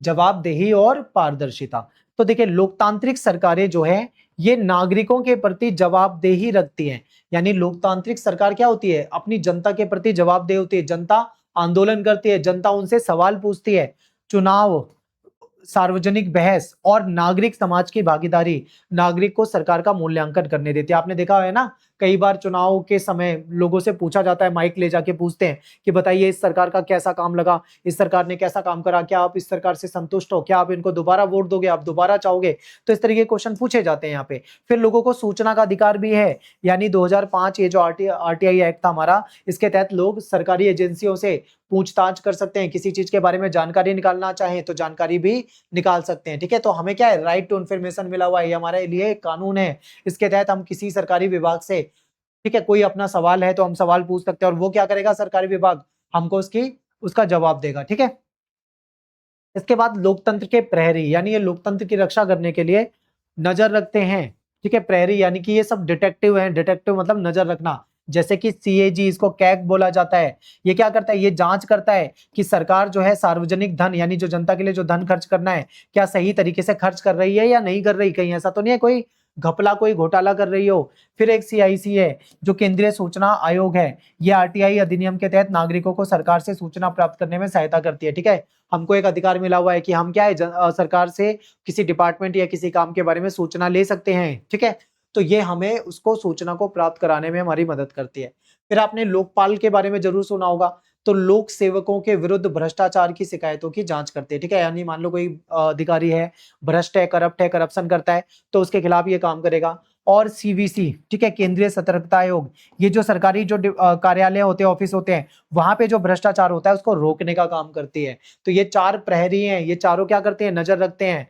ये पारदर्शी, जवाबदेह और ईमानदार सरकार को बनाए रखने का इनका मेन उद्देश्य होता है कि सरकार जो है ईमानदार रहे, सरकार जो है पारदर्शी रहे, जवाबदेह रहे, ठीक है, जनता की सुने। तो ये इसका उद्देश्य होता है। अब आपको पता है हमारे यहाँ पे विविधता है, बहुत वैरायटी है भारत देश में। यहाँ पे अलग अलग धर्मों को लोग मानने वाले लोग रहते हैं, हिंदू, मुस्लिम, सिख, ईसाई, जैन, बौद्ध, यहूदी, पारसी, अलग अलग धर्मों को मानने वाले लोग हैं यहाँ पे। तो भारत की विविधता है, बहुत सारे धर्मों के लोग हैं, बहुत सारी जातियों में बटे हुए लोग हैं, उनकी विचारधारा भी अलग है। तो भारत के लोकतंत्र में देखें तो पार्टियां भी बहुत सारी हैं। आप देखो कि कितनी सारी पार्टियां, यहाँ पे मैं सारी पार्टियां आपको दिखा भी नहीं सकता, बहुत सारी पार्टियां हैं भारत देश में। ठीक है, तो अलग अलग इनके विचार हैं, लोगों के अलग अलग इनके पार्टियां हैं, अलग अलग इनके विचार हैं। ठीक है, इसके बाद बात करते हैं बहुदलीय प्रणाली। आपको पता है हमारे देश में मल्टी पार्टी सिस्टम है, यानी एक पार्टी वाला सीन नहीं है कि एक ही पार्टी होगी, दो पार्टी वाला भी सिस्टम नहीं है। बहु यानी कि बहुत सारी पार्टियां हैं। तो कई राजनीतिक दल हमारे यहाँ पे चुनाव लड़ते हैं। आपने देखा होगा एक सीट से बहुत सारी पार्टियां चुनाव लड़ रही है, कांग्रेस भी लड़ रही है, बीजेपी भी लड़ रही है, टीएमसी भी लड़ रही है, मान लो आम आदमी पार्टी भी लड़ रही है, और ना जाने कितनी पार्टी है, मुझे तो नाम भी नहीं पता। ठीक है, इतनी सारी पार्टियां हैं। तो कई राजनीतिक पार्टियां जो होती हैं वो चुनाव लड़ती हैं, जो कि विविध आवाजों का प्रतिनिधित्व करती हैं, अलग अलग लोगों की आवाजों का प्रतिनिधित्व करती है। 50% से ज्यादा जो सीटें होती हैं वो सुरक्षित करने वाला दल सरकार बनाता है। ठीक है, यानी जो 50% से ज्यादा अधिक सीटें सुरक्षित करता है वो सरकार बनाता है। फिर बात करते हैं कि सबसे बड़ा विरोधी समूह विपक्ष बनता है। अब मान लो कोई सरकार है, जैसे मान लीजिए केंद्र में बीजेपी की सरकार है आज की डेट में, तो विपक्षी क्या है, कांग्रेस वगैरह जो है, ये सब विपक्षी है, इनका विरोध करते रहते हैं हमेशा। ठीक है, तो भारत में चुनाव जो है जन प्रतिनिधित्व अधिनियम 1951 के अनुसार आयोजित कराया जाता है। ठीक है, हमारे यहाँ पे पूरा एक सिस्टम है, उसके तहत हमारे यहाँ पे चुनाव होता है, जो कि निष्पक्ष तरीके से कराया जाता है और जनता को उसमें वोट देने का अधिकार होता है। अगला पॉइंट है कि संवेदनशील समूहों के अधिकारों की रक्षा। तो जो संवेदनशील समूह हैं उनके अधिकारों की रक्षा की बात करते हैं, तो सरकार को जाति, लिंग, धर्म या क्षेत्र की परवाह किए बिना सभी समुदायों की रक्षा करनी चाहिए। ठीक है, यानी सरकार जो है उसको क्या करना चाहिए, जाति, लिंग, धर्म या क्षेत्र की परवाह किए बिना सबका, मतलब यानी चाहे कैसा भी व्यक्ति हो, किसी भी जाति का हो, किसी भी धर्म का हो, सबकी परवाह किसको करनी चाहिए, सबकी रक्षा किसको करनी चाहिए, सरकार को करनी चाहिए। ठीक है, ऐतिहासिक असमानताओं का अर्थ है कि संसाधनों का वितरण समान रूप से किया जाना चाहिए। तो संसाधन जो होते हैं उसको कैसे बांटना चाहिए, सबको समान रूप से। हमारे यहाँ संविधान में जो आर्टिकल 46 है, इसमें क्या है, राज्य कमजोर वर्गों के शैक्षिक और आर्थिक हितों को बढ़ावा देगा। यानी राज्य का मतलब यहाँ पे सरकार से है। सरकार क्या करेगी, जो कमजोर वर्ग हैं, जो गरीब वर्ग हैं, उनको अच्छी एजुकेशन दिलाना, ठीक है, उनके जो आर्थिक हित हैं उसके लिए काम करना, उनको रोजगार दिलाना, ये सब हमारी सरकारें करेंगी। इसके बाद है अनुसूचित जाति, एससी, अनुसूचित जनजाति जिनको एसटी कहा जाता है, schedule caste and schedule tribe. ठीक है, इनको सामाजिक अन्याय से विशेष संरक्षण जो है कौन देता है, हमारा संविधान देता है। अब बात करते हैं कि लोकतंत्र वास्तव में काम कैसे करता है, यानी कैसे काम करेगा लोकतंत्र। तो हम जानते हैं कि लोकतंत्र का अर्थ है कि लोगों लोगों की इसमें बात सुनी जाती है या हिस्सेदारी होती है, लेकिन ये वास्तव में कैसे होता है। यानी हम जानते हैं कि लोकतंत्र का अर्थ है कि लोगों की इसमें बात सुनी जाती है, ठीक है, जनता की आवाज को सुना जाएगा, उनकी हिस्सेदारी को इसमें देखा जाएगा, लेकिन आखिर ये होता कैसे है। तो लोगों की भागीदारी को वास्तविक सरकार में बदलने के लिए लोकतंत्र को विभिन्न प्रक्रियाओं और संस्थाओं के की जरूरत होती है, क्योंकि एक्चुअल में लोकतंत्र को लागू करने के लिए, कायम करने के लिए क्या चाहिए, सरकार को अलग अलग प्रकार की जो प्रक्रिया है उस वो प्रक्रिया अपनानी पड़ती है, और इसके लिए अलग अलग अलग तरह की संस्थाएं होती हैं। तो अब इस विधायी प्रक्रिया को थोड़ा समझते हैं। तो देखिए, संसद जो है, ये संसद क्या करेगी, देश के लिए कानून बनाएगी, यानी संसद एक ऐसी संस्था है जो कानून बनाने का काम करती है। फिर विधानसभा, ये क्या करेगी, राज्य के लिए, किसी राज्य में जो कानून बनाएगी वो उस राज्य की विधानसभा बनाएगी। फिर ग्राम पंचायतें हो गई, ग्राम पंचायत क्या करेगी, स्थानीय निकाय, जिसको हम लोकल गवर्नमेंट कहते हैं, या फिर इसको हम स्थानीय स्वशासन या स्थानीय सरकार कहते हैं। ये जो स्थानीय जो क्षेत्रीय जो लोग हैं उनके लिए डिसीजन लेती है, ठीक है। और क्रियाशील लोकतंत्र, तो यहाँ पे भी क्या होता है, प्रतिनिधि, यानी जनता वोट देके अपने प्रतिनिधि को भेजेगी, फिर चर्चा करते हैं, बहस करते हैं, तब जाके निर्णय लेना, निर्णय लेने का मतलब है कानून बनाना, ठीक है। तो ये हमारे यहाँ पे होता है। तो लोकतांत्रिक मूल्य का मतलब क्या है, यहाँ पे जनता चुनकर अपने नेताओं को भेजेगी, वो संसद में या विधानसभा में, ठीक है, या स्थानीय निकाय में जाते हैं, वाद विवाद चर्चा करते हैं, असहमति हुई तो भाई उसके लिए भी वोटिंग होती है, सहमति के लिए वोटिंग होती है, और तब जाके कोई कानून बनता है। तो इसमें क्या होता है, पूरा एक सिस्टम होता है, एक भागीदारी वाली प्रक्रिया होती है। इसके बाद है निर्वाचन प्रक्रिया। तो लोग क्या करते हैं, अपने प्रतिनिधि यानी अपने नेता, ठीक है, लोग क्या करते हैं, अपने नेता का चुनाव करते हैं। आखिर वो चुनाव कैसे करते हैं ये समझना है। तो जनता, यानी मान लो ये हम है, हम जनता है, हम क्या करेंगे, वोट देने जाएंगे, जिस दिन मतदान होगा वोट देकर आएंगे, उसके बाद जो ज्यादा वोट पाएगा वो जीत जाएगा, यानी हमारे नेता जो जिसको हमने वोट दिया है, जिसको ज्यादा वोट मिले वो जीत जाएगा। फिर वो सरकार में जाएगा, सरकार का गठन होगा, संसद या फिर विधानसभा में जाएगा, ठीक है। फिर वो क्या करेगा, हमारे लिए कानून बनाएगा, हमारी जनता की भलाई के लिए काम करेगा। तो ये पूरा का पूरा एक सिस्टम होता है, और ये निर्वाचन प्रक्रिया है। अब बात करते हैं न्यायिक प्रक्रिया। तो हमारी एक न्यायपालिका है जो कि स्वतंत्र न्यायपालिका है, निष्पक्ष है। तो ये क्या करती है, ये विवादों को सुलझाती है। तो जब कानून या अधिकारों का उल्लंघन होता है, मान लो किसी कानून का उल्लंघन हो या लोगों के अधिकारों का उल्लंघन होता है, तो क्या होता है, तो ऐसे में न्यायालय जो होती है वो विवादों की जांच करती है, ठीक है। यानी जो कोर्ट है वो उस विवादों की जांच करेगा, कानून को लागू करवाएगी, और ये मदद करेगी कि लोगों के अधिकारों की रक्षा हो सके, ठीक है, न्याय जो है वो सुनिश्चित किया जा सके, और सुनिश्चित करते हैं कि सभी लोग जो है कानून का पालन करें, कोई कानून का उल्लंघन ना करे, सभी को न्याय मिले, ठीक है, ये सुनिश्चित हमारी न्यायपालिका करती है। और लोकतांत्रिक मूल्य इसमें क्या होता है, हमारे यहाँ पे कानून का शासन है, कानून के तहत सभी लोगों को समानता, सभी को न्याय मिलता है, ठीक है। और हमारे यहाँ पे कानून से ऊपर कोई नहीं है, रूल ऑफ लॉ है, यानी कानून का शासन है, चाहे कोई अमीर आदमी हो चाहे गरीब आदमी हो, सभी क्या होंगे, कानून के दायरे में रहेंगे, कोई भी कानून से ऊपर नहीं होगा। अगला पॉइंट है भागीदारी की प्रक्रियाएं। तो क्या नागरिक केवल मतदान करके ही भाग ले सकते हैं, यानी जो नागरिक होते हैं केवल मतदान करके ही भाग ले सकते हैं। तो नागरिक अलग अलग तरीकों से भाग लेते हैं। आपने समाचार में देखा होगा, ठीक है, यहाँ पे क्या होता है, जो जनता, आपने देखा होगा कि अलग अलग जनता के समूह से, या फिर मान लीजिए जो हमारे लीडर्स होते हैं वो क्या करते हैं, वाद विवाद करते हैं, चर्चा करते हैं, न्यूज में आपने देखा होगा, लड़ते हैं, जनता के लिए आवाज उठाते हैं। तो ये मीडिया का रोल हो जाएगा, मीडिया में भी जो लोग होंगे वो भी जनता के सवालों को उठाएंगे। नागरिक समाज, ठीक है, जनता मिलकर अपने विचारों को अभिव्यक्त कर सकती है, धरने प्रदर्शन कर सकती है, सार्वजनिक बहस हो सकती है, चर्चा हो सकती है, शांतिपूर्वक अभियान चलाए जा सकते हैं, शांतिपूर्वक आंदोलन चलाए जा सकते हैं, ठीक है। तो ये पूरा का पूरा एक भागीदारी है, यानी इसमें जनता भागीदारी करती है। इसके बाद उत्तरदायित्व के तंत्र यानी जिम्मेदारी। तो सरकार जो है इसकी जांच कौन करता है, तो सरकार के पास क्या है, ताकत है, लेकिन उसकी जो शक्ति है, ताकत है, उसकी भी जांच आवश्यक है।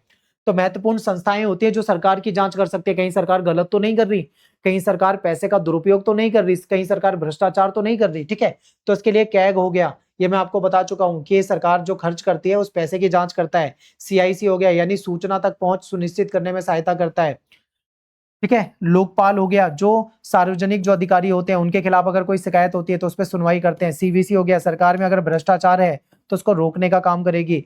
पारदर्शिता, यानी लोकतांत्रिक मूल में क्या है, पारदर्शिता और जिम्मेदारी बहुत जरूरी है। तो ये चीजें हैं। तो जो लोग शक्ति का प्रयोग करते हैं उन्हें उसके लिए जवाबदेह होना चाहिए। तो ये लोकतंत्र की क्या है, विशेषताएं हैं। इसके बाद बात करते हैं विकेंद्रीकरण। तो विकेंद्रीकरण से पहले आपको समझना होगा कि केंद्रीकरण क्या होता है। केंद्रीकरण समझ जाओगे तो विकेंद्रीकरण आपको अच्छे से समझ में आ जाएगा। एग्जाम्पल, मान लो कोई देश है, मान लीजिए कोई छोटा सा देश है, वहां पे केवल 1 लाख यानी 1 लाख व्यक्ति रहते हैं, कोई छोटा सा देश है। अब वहां पे एक सरकार है, केंद्रीय सरकार। अब वही सरकार पूरे देश में शासन देख रही है, तो इसको क्या बोला जाता है, केंद्रीकरण। यानी एक छोटा सा देश है, वहां पे एक ही सरकार है, वो ही पूरे देश के लिए डिसीजन ले रही है। एक सरकार ही पावरफुल है, वही डिसीजन ले रही है, तो इसको केंद्रीकरण कहा जाता है। लेकिन भारत में ऐसा नहीं है, भारत में विकेंद्रीकरण है, यानी शक्ति जो है किसी एक सरकार के पास नहीं है, बल्कि दूसरी सरकार और तीसरी सरकार, शक्ति जो होती है यहाँ पे बांटी जाती है। ठीक है, पावर शेयरिंग इसको कहा जाता है। जब आप क्लास 10th में जाओगे तो वहां पे पावर शेयरिंग के बारे में आप पढ़ोगे। तो विकेंद्रीकरण का मतलब क्या है, अब आप केंद्रीकरण समझ गए, अब विकेंद्रीकरण समझो, फिर उसके बाद इसको आपको समझाता हूं। अब भारत में क्या है, हमारे यहाँ पे एक सरकार है जो पूरे देश को देखेगी, जिसको हम केंद्र की सरकार बोलते हैं। ठीक है, हमारे यहाँ पे एक दूसरी सरकार भी है जो अपने अपने राज्य को देखती है, जिसको हम राज्य की सरकार कहते हैं। फिर हमारे यहाँ पे स्थानीय सरकार भी होती है, जो अपने गांव में जैसे जिला पंचायत वगैरह हो गई, या फिर मान लो नगर निगम वगैरह हो गई, जो छोटे से हिस्से को देखते हैं। तो इस तरीके से हमारे यहाँ पे शक्ति क्या है, कुछ शक्ति केंद्र को मिली, कुछ शक्ति राज्य को मिली, कुछ स्थानीय शासन को मिली। तो शक्ति का क्या हो गया, विकेंद्रीकरण हो गया, यानी अलग अलग हिस्सों में बट गई। आई होप आपको एग्जाम्पल से समझ में आया होगा। अब चलते हैं विकेंद्रीकरण। इसमें क्या होता है कि क्या केंद्रीय सरकार को हर चीज का निर्णय लेना चाहिए, तो हमारा आंसर होगा नहीं। केवल एक सरकार अच्छे से सारे डिसीजन नहीं ले सकती है। स्थानीय सरकारों को भी शक्ति दी जाती है, क्योंकि वो स्थानीय जो लोकल समस्या है उसको सुलझाने का काम हमारी स्थानीय सरकार करती है। ग्रामीण क्षेत्र, यहाँ पे ग्राम पंचायतें होती हैं। ठीक है, ये यहाँ पे गांव के लिए डिसीजन लेगी। शहरी क्षेत्रों में नगर पालिका होते हैं, ये शहरों के लिए डिसीजन लेंगे। तो यहाँ पे केंद्रीय सरकार जो है वो स्थानीय सरकारों के साथ शक्ति को साझा कर रही है। जैसे ग्रामीण स्थानीय सरकार हो गई, शहरी स्थानीय सरकार हो गई। तो इसका मतलब क्या है, हमारे यहाँ पे सत्ता जो है, शक्ति जो है, पावर जो है, उसको शेयरिंग होती है। यानी केंद्र सरकार, राज्य सरकार, स्थानीय सरकार, इस तरीके से हमारे यहाँ पे शक्ति बटी हुई है। इसी को हम क्या बोलते हैं, विकेंद्रीकरण बोलते हैं। अब बोलते हैं, अब बात करते हैं संघवाद। संघवाद का क्या मतलब है यहाँ पे, चलिए समझते हैं। तो देखिए, निर्णय लेने की शक्ति किससे मिलती है, यानी डिसीजन लेने की जो शक्ति है आखिर वो किसे मिलती है। तो भारत में शक्ति का विभाजन जो है वो केंद्र सरकार के पास है, यानी केंद्र सरकार के पास हमारे यहाँ पे शक्ति है। राज्य सरकार के पास भी हमारे यहाँ पे पावर है। तो प्रत्येक स्तर के अपनी जिम्मेदारियां होती है। केंद्र की सरकार की अपनी जिम्मेदारी है, राज्य की सरकार की अपनी जिम्मेदारी है। ठीक है, केंद्र की सरकार जो बड़े बड़े मुद्दे हैं, जैसे रक्षा, डिफेंस का मामला, विदेश मामला, मुद्रा यानी करेंसी, रेलवे, संचार, या अन्य जो डाक प्रणाली हो गई, बैंकिंग व्यवस्था हो गई, ये सब केंद्र की सरकार देखती है। ठीक है, राज्य की सरकार अपने क्षेत्र में पुलिस व्यवस्था, स्वास्थ्य व्यवस्था, शिक्षा, कृषि, स्थानीय सेवाएं, अन्य चीजों को देखती है। तो यहाँ पे क्या है, यानी शक्ति जो है दो हिस्सों में बांट दी है मेनली, एक केंद्र की सरकार के पास, एक राज्य की सरकार के पास, और दोनों काम करते हैं देश के लिए। तो ये संघवाद है। अब बात करते हैं role of media in democracy, यानी हमारे देश में जो लोकतंत्र है, इसमें जो मीडिया है उसका क्या योगदान है, उसकी क्या भूमिका है। तो मीडिया जो है लोगों को दुनिया भर की विकास गतिविधियों से अवगत कराता है। जब हम न्यूज को देखते हैं तो न्यूज में दुनिया भर में क्या चल रहा है हमको उसके बारे में जानकारी मिलती है। ये जनता की आवाज के रूप में काम करता है और सार्वजनिक मुद्दों को उठाता है। जनता की समस्या को हमारी मीडिया जो है उठाने का काम करती है। समाचार पत्र, समाचार चैनल और सोशल मीडिया जो है उचित तंत्र के माध्यम से मुद्दों को सुलझाने में मदद करते हैं। ठीक है, हमारे न्यूज़पेपर हो गए, न्यूज चैनल हो गए, सोशल मीडिया प्लेटफॉर्म हो गए, ये भी क्या करते हैं, ये भी जो विभिन्न माध्यम है, ठीक है, उसके तहत जो विभिन्न प्रॉब्लम्स है उसको सुलझाने का काम करते हैं। और इन महत्वपूर्ण भूमिकाओं के कारण मीडिया को लोकतंत्र का चौथा स्तंभ कहा जाता है। हमारे लोकतंत्र में चौथा स्तंभ माना जाता है, मीडिया को सबसे इंपॉर्टेंट माना जाता है। ठीक है, अब बात करेंगे, जो हमने ये पढ़ा है इसको एक बार थोड़ा सा रिवाइज कर लेते हैं कि लोकतंत्र काम कैसे करता है। तो आपको पता है हमारे देश में चुनाव होते हैं, यानी लोग जो होते हैं वो वोट देते हैं और वोट देकर अपने नेता को जिताते हैं। फिर विधायिकाएं, विधायिका यानी हमारा नेता विधायिका में जाता है और कानून बनाने का काम करता है। न्यायालय जो है वो लोगों को न्याय देगा, अधिकारों की रक्षा करेगा, विवादों को सुलझाने का काम करेगा। जन भागीदारी यानी लोगों की आवाज जो होगी उसको देखा जाएगा। ठीक है, उनके अधिकार को लेकर उनकी बहस की जाएगी। जवाबदेही, सरकार की जांच और मूल्यांकन होता है। ठीक है, सरकार जनता के प्रति अकाउंटेबल होगी, जवाबदेह होगी। विकेंद्रीकरण, यहाँ पे शक्ति क्या होगी, शक्ति को अलग अलग हिस्सों में बांट दिया जाता है, केंद्र सरकार, राज्य सरकार, स्थानीय सरकार। ठीक है, संघवाद में क्या है, शक्ति की को साझा किया जाता है, यानी केंद्र की सरकार की अपनी शक्तियां हैं वो कुछ काम देखेगी, राज्य की सरकार की अपनी शक्तियां हैं वो कुछ काम देखेगी। तो इस तरीके से मिलजुल कर हमारे यहाँ पे शासन चलता है। तो यही चीज हमने अभी अभी तक पूरा कंप्लीट पढ़ा है, तो इसको हमने क्या करा, सिर्फ एक स्लाइड के अंदर पूरा हमने रिवीजन कर लिया। अब बात करते हैं आगे लोकतंत्र के प्रकार, इसको समझते हैं। तो देखिए, एक होता है प्रत्यक्ष लोकतंत्र, एक होता है प्रतिनिधित्व लोकतंत्र। प्रत्यक्ष लोकतंत्र जो होता है ये किसी छोटे देश में तो लागू हो सकता है, स्विट्जरलैंड जैसे देश में, पर भारत में ये नहीं हो सकता। एग्जाम्पल जैसे मान लीजिए आपकी क्लास में टीचर आती है, टीचर आते हैं और वो आपसे बोलते हैं कि बताइए हमारे क्लास में मान लो 2 बच्चे हैं, उनको मॉनिटर बनाना है, आप 2 में से किसको पसंद करते हो? मान लो एक का नाम है अभिमन्यु, एक का नाम है मान लो भारत, ठीक है? इन दोनों में से किसी एक को मॉनिटर बनाना है, तो आपसे पूछा जाएगा। तो अगर मान लो ज्यादा बच्चे बी को वोट कर रहे हैं, ज्यादातर बच्चे बी को पसंद कर रहे हैं, ठीक है? उनसे बोलेंगे हाथ खड़ा करो, उनको गिन लिया जाएगा। ज्यादा बच्चों ने इनको वोट करा तो यानी कि इसको मॉनिटर बना दिया गया। ये है प्रत्यक्ष लोकतंत्र।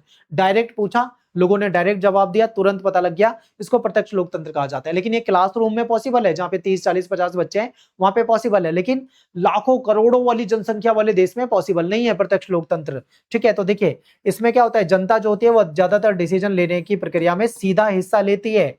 प्रतिनिधिक लोकतंत्र की कुछ विशेषताएं भी इसमें मौजूद हो सकती हैं।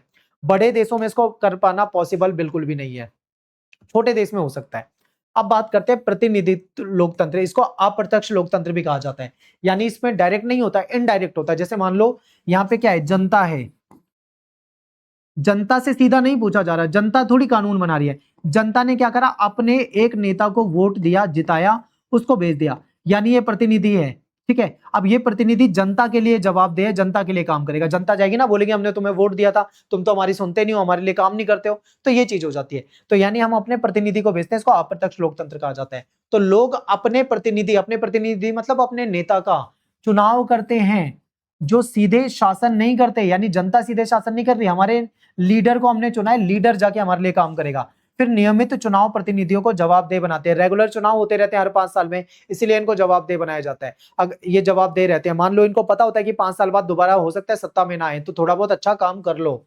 फिर सरकार जनता के प्रति जवाबदेह होती है, जनता सवाल पूछ सकती है सरकार से, ठीक है? भारत जैसे देश में यही वाली व्यवस्था होती है।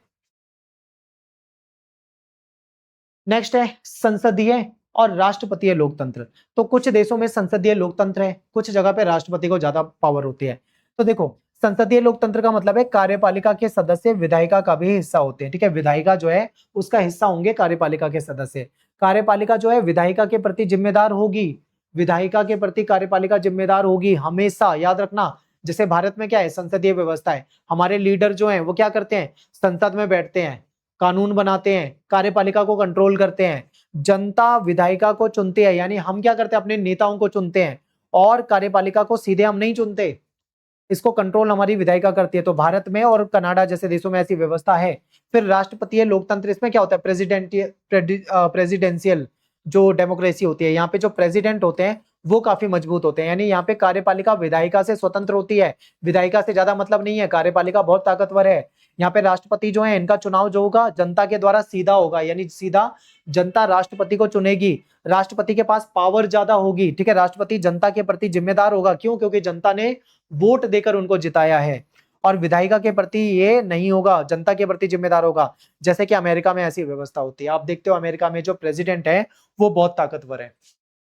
अब कोई बच्चा मुझे बताएगा कि अमेरिका के प्रेसिडेंट वर्तमान में कौन है, आप मुझे कमेंट में बताइए, और अपना नाम जरूर लिखना है, ठीक है? मैं आप सभी की कमेंट को पढ़ूंगा। अब बात करते हैं विश्व भर में लोकतंत्र कैसे कार्य करता है। तो अलग अलग देशों में लोकतांत्रिक व्यवस्थाएं अलग अलग तरीके से काम करती हैं।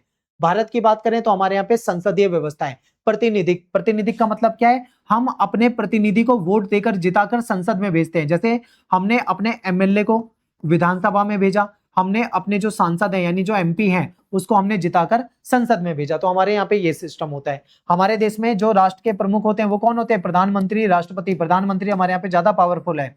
हमारे यहाँ पे बहुदलीय व्यवस्था है, यानी बहुत सारी पार्टियां हैं, ठीक है? हमारे यहाँ पे लिखित संविधान है, और हमारे यहाँ पे संघवाद है, यानी केंद्र और राज्य के बीच में शक्तियों का बंटवारा है। अब बात करते हैं कनाडा की, तो यहाँ पे भी प्रतिनिधिक संसदीय व्यवस्था है, जैसे भारत में ऐसी यहाँ पे भी है। यहाँ पे भी प्राइम मिनिस्टर होते हैं, गवर्नर जनरल होते हैं, यहाँ पे भी संघवाद है, और यहाँ पे भी बहुदलीय व्यवस्था है, बहुत सारी पार्टियां होती हैं। फिर यूके की बात करते हैं, यूनाइटेड किंगडम, तो यहाँ पे संसदीय तो है लेकिन साथ साथ यहाँ पे संवैधानिक राजतंत्र भी है, यानी राजा भी होते हैं यहाँ पे। राजा यानी सम्राट, प्रधानमंत्री यहाँ पे होते हैं। अलिखित संविधान है, ब्रिटेन का संविधान लिखित नहीं है, और यहाँ पे बहुदलीय व्यवस्था यानी एक से ज्यादा पार्टियां हैं। इसके बाद बात करते हैं स्विट्जरलैंड में, यहाँ पे प्रत्यक्ष लोकतंत्र है। ये किसी छोटे देश में ही पॉसिबल हो सकता है, छोटी जनसंख्या वाले देश में पॉसिबल हो सकता है। राष्ट्रपति जो होते हैं वो यहाँ पे महत्वपूर्ण है, लिखित संविधान है, यहाँ पे भी अनेक दल होते हैं। इसके बाद अमेरिका की बात करें तो ये प्रतिनिधिक व्यवस्था है, यहाँ पे राष्ट्रपतीय व्यवस्था है, यहाँ पे प्रेसिडेंट जो होते हैं वो ज्यादा पावरफुल होते हैं। ठीक है, राष्ट्रपति की यहाँ पे महत्वपूर्ण भूमिका होती है। यहाँ पे भी लिखित संविधान है, और दो मेन पार्टियां हैं अमेरिका में। नेक्स्ट है भारत का जीवंत लोकतंत्र। ठीक है, हमारा जो लोकतंत्र है वो दुनिया का सबसे बड़ा लोकतंत्र, और आज तक हमारे यहाँ पे लोकतांत्रिक व्यवस्था चलती आ रही है। तो भारत के लोकतंत्र के बारे में समझते हैं। तो हमारे यहाँ पे 25 लाख यानी एक सांसद के द्वारा औसतन प्रतिनिधित्व किए जाने वाले लोग, यानी एक सांसद लगभग 25 लाख लोगों का प्रतिनिधित्व करता है।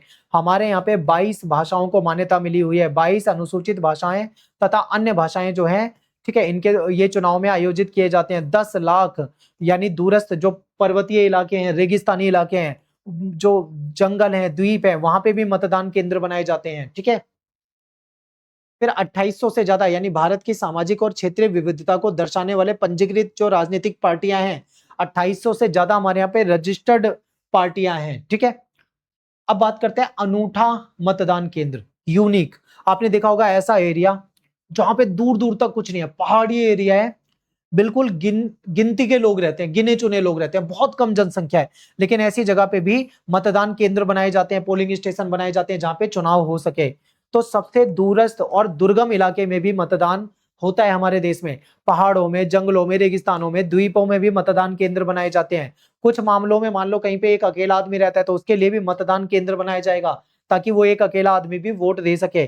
तो ये क्या दिखाता है? भारत की प्रतिबद्धता दिखाता है लोकतंत्र के प्रति, लोकतांत्रिक प्रक्रिया के प्रति, कि हम एक एक चीज का ख्याल रखते हैं। फिर हमारे यहाँ पे त्रिस्तरीय शासन प्रणाली है। ठीक है, 3 स्तर पे शासन होता है, मैं आपको पहले ही बता चुका हूं। केंद्र की सरकार जो कि पूरे देश में शासन चलाती है। ठीक है, केंद्र की सरकार क्या करेगी? पूरे देश में शासन चलाएगी। ये राष्ट्रीय स्तर की सरकार होती है हमारे यहाँ पे, इसमें संसद, राष्ट्रपति, प्रधानमंत्री, मंत्रिपरिषद, ये सब इसमें महत्वपूर्ण होते हैं। राज्य की सरकार जो अपने अपने राज्य में सरकार चलेगी, जैसे मान लो पंजाब की सरकार है, केवल पंजाब में देखेगी। बिहार की सरकार केवल बिहार में शासन व्यवस्था को देखेगी।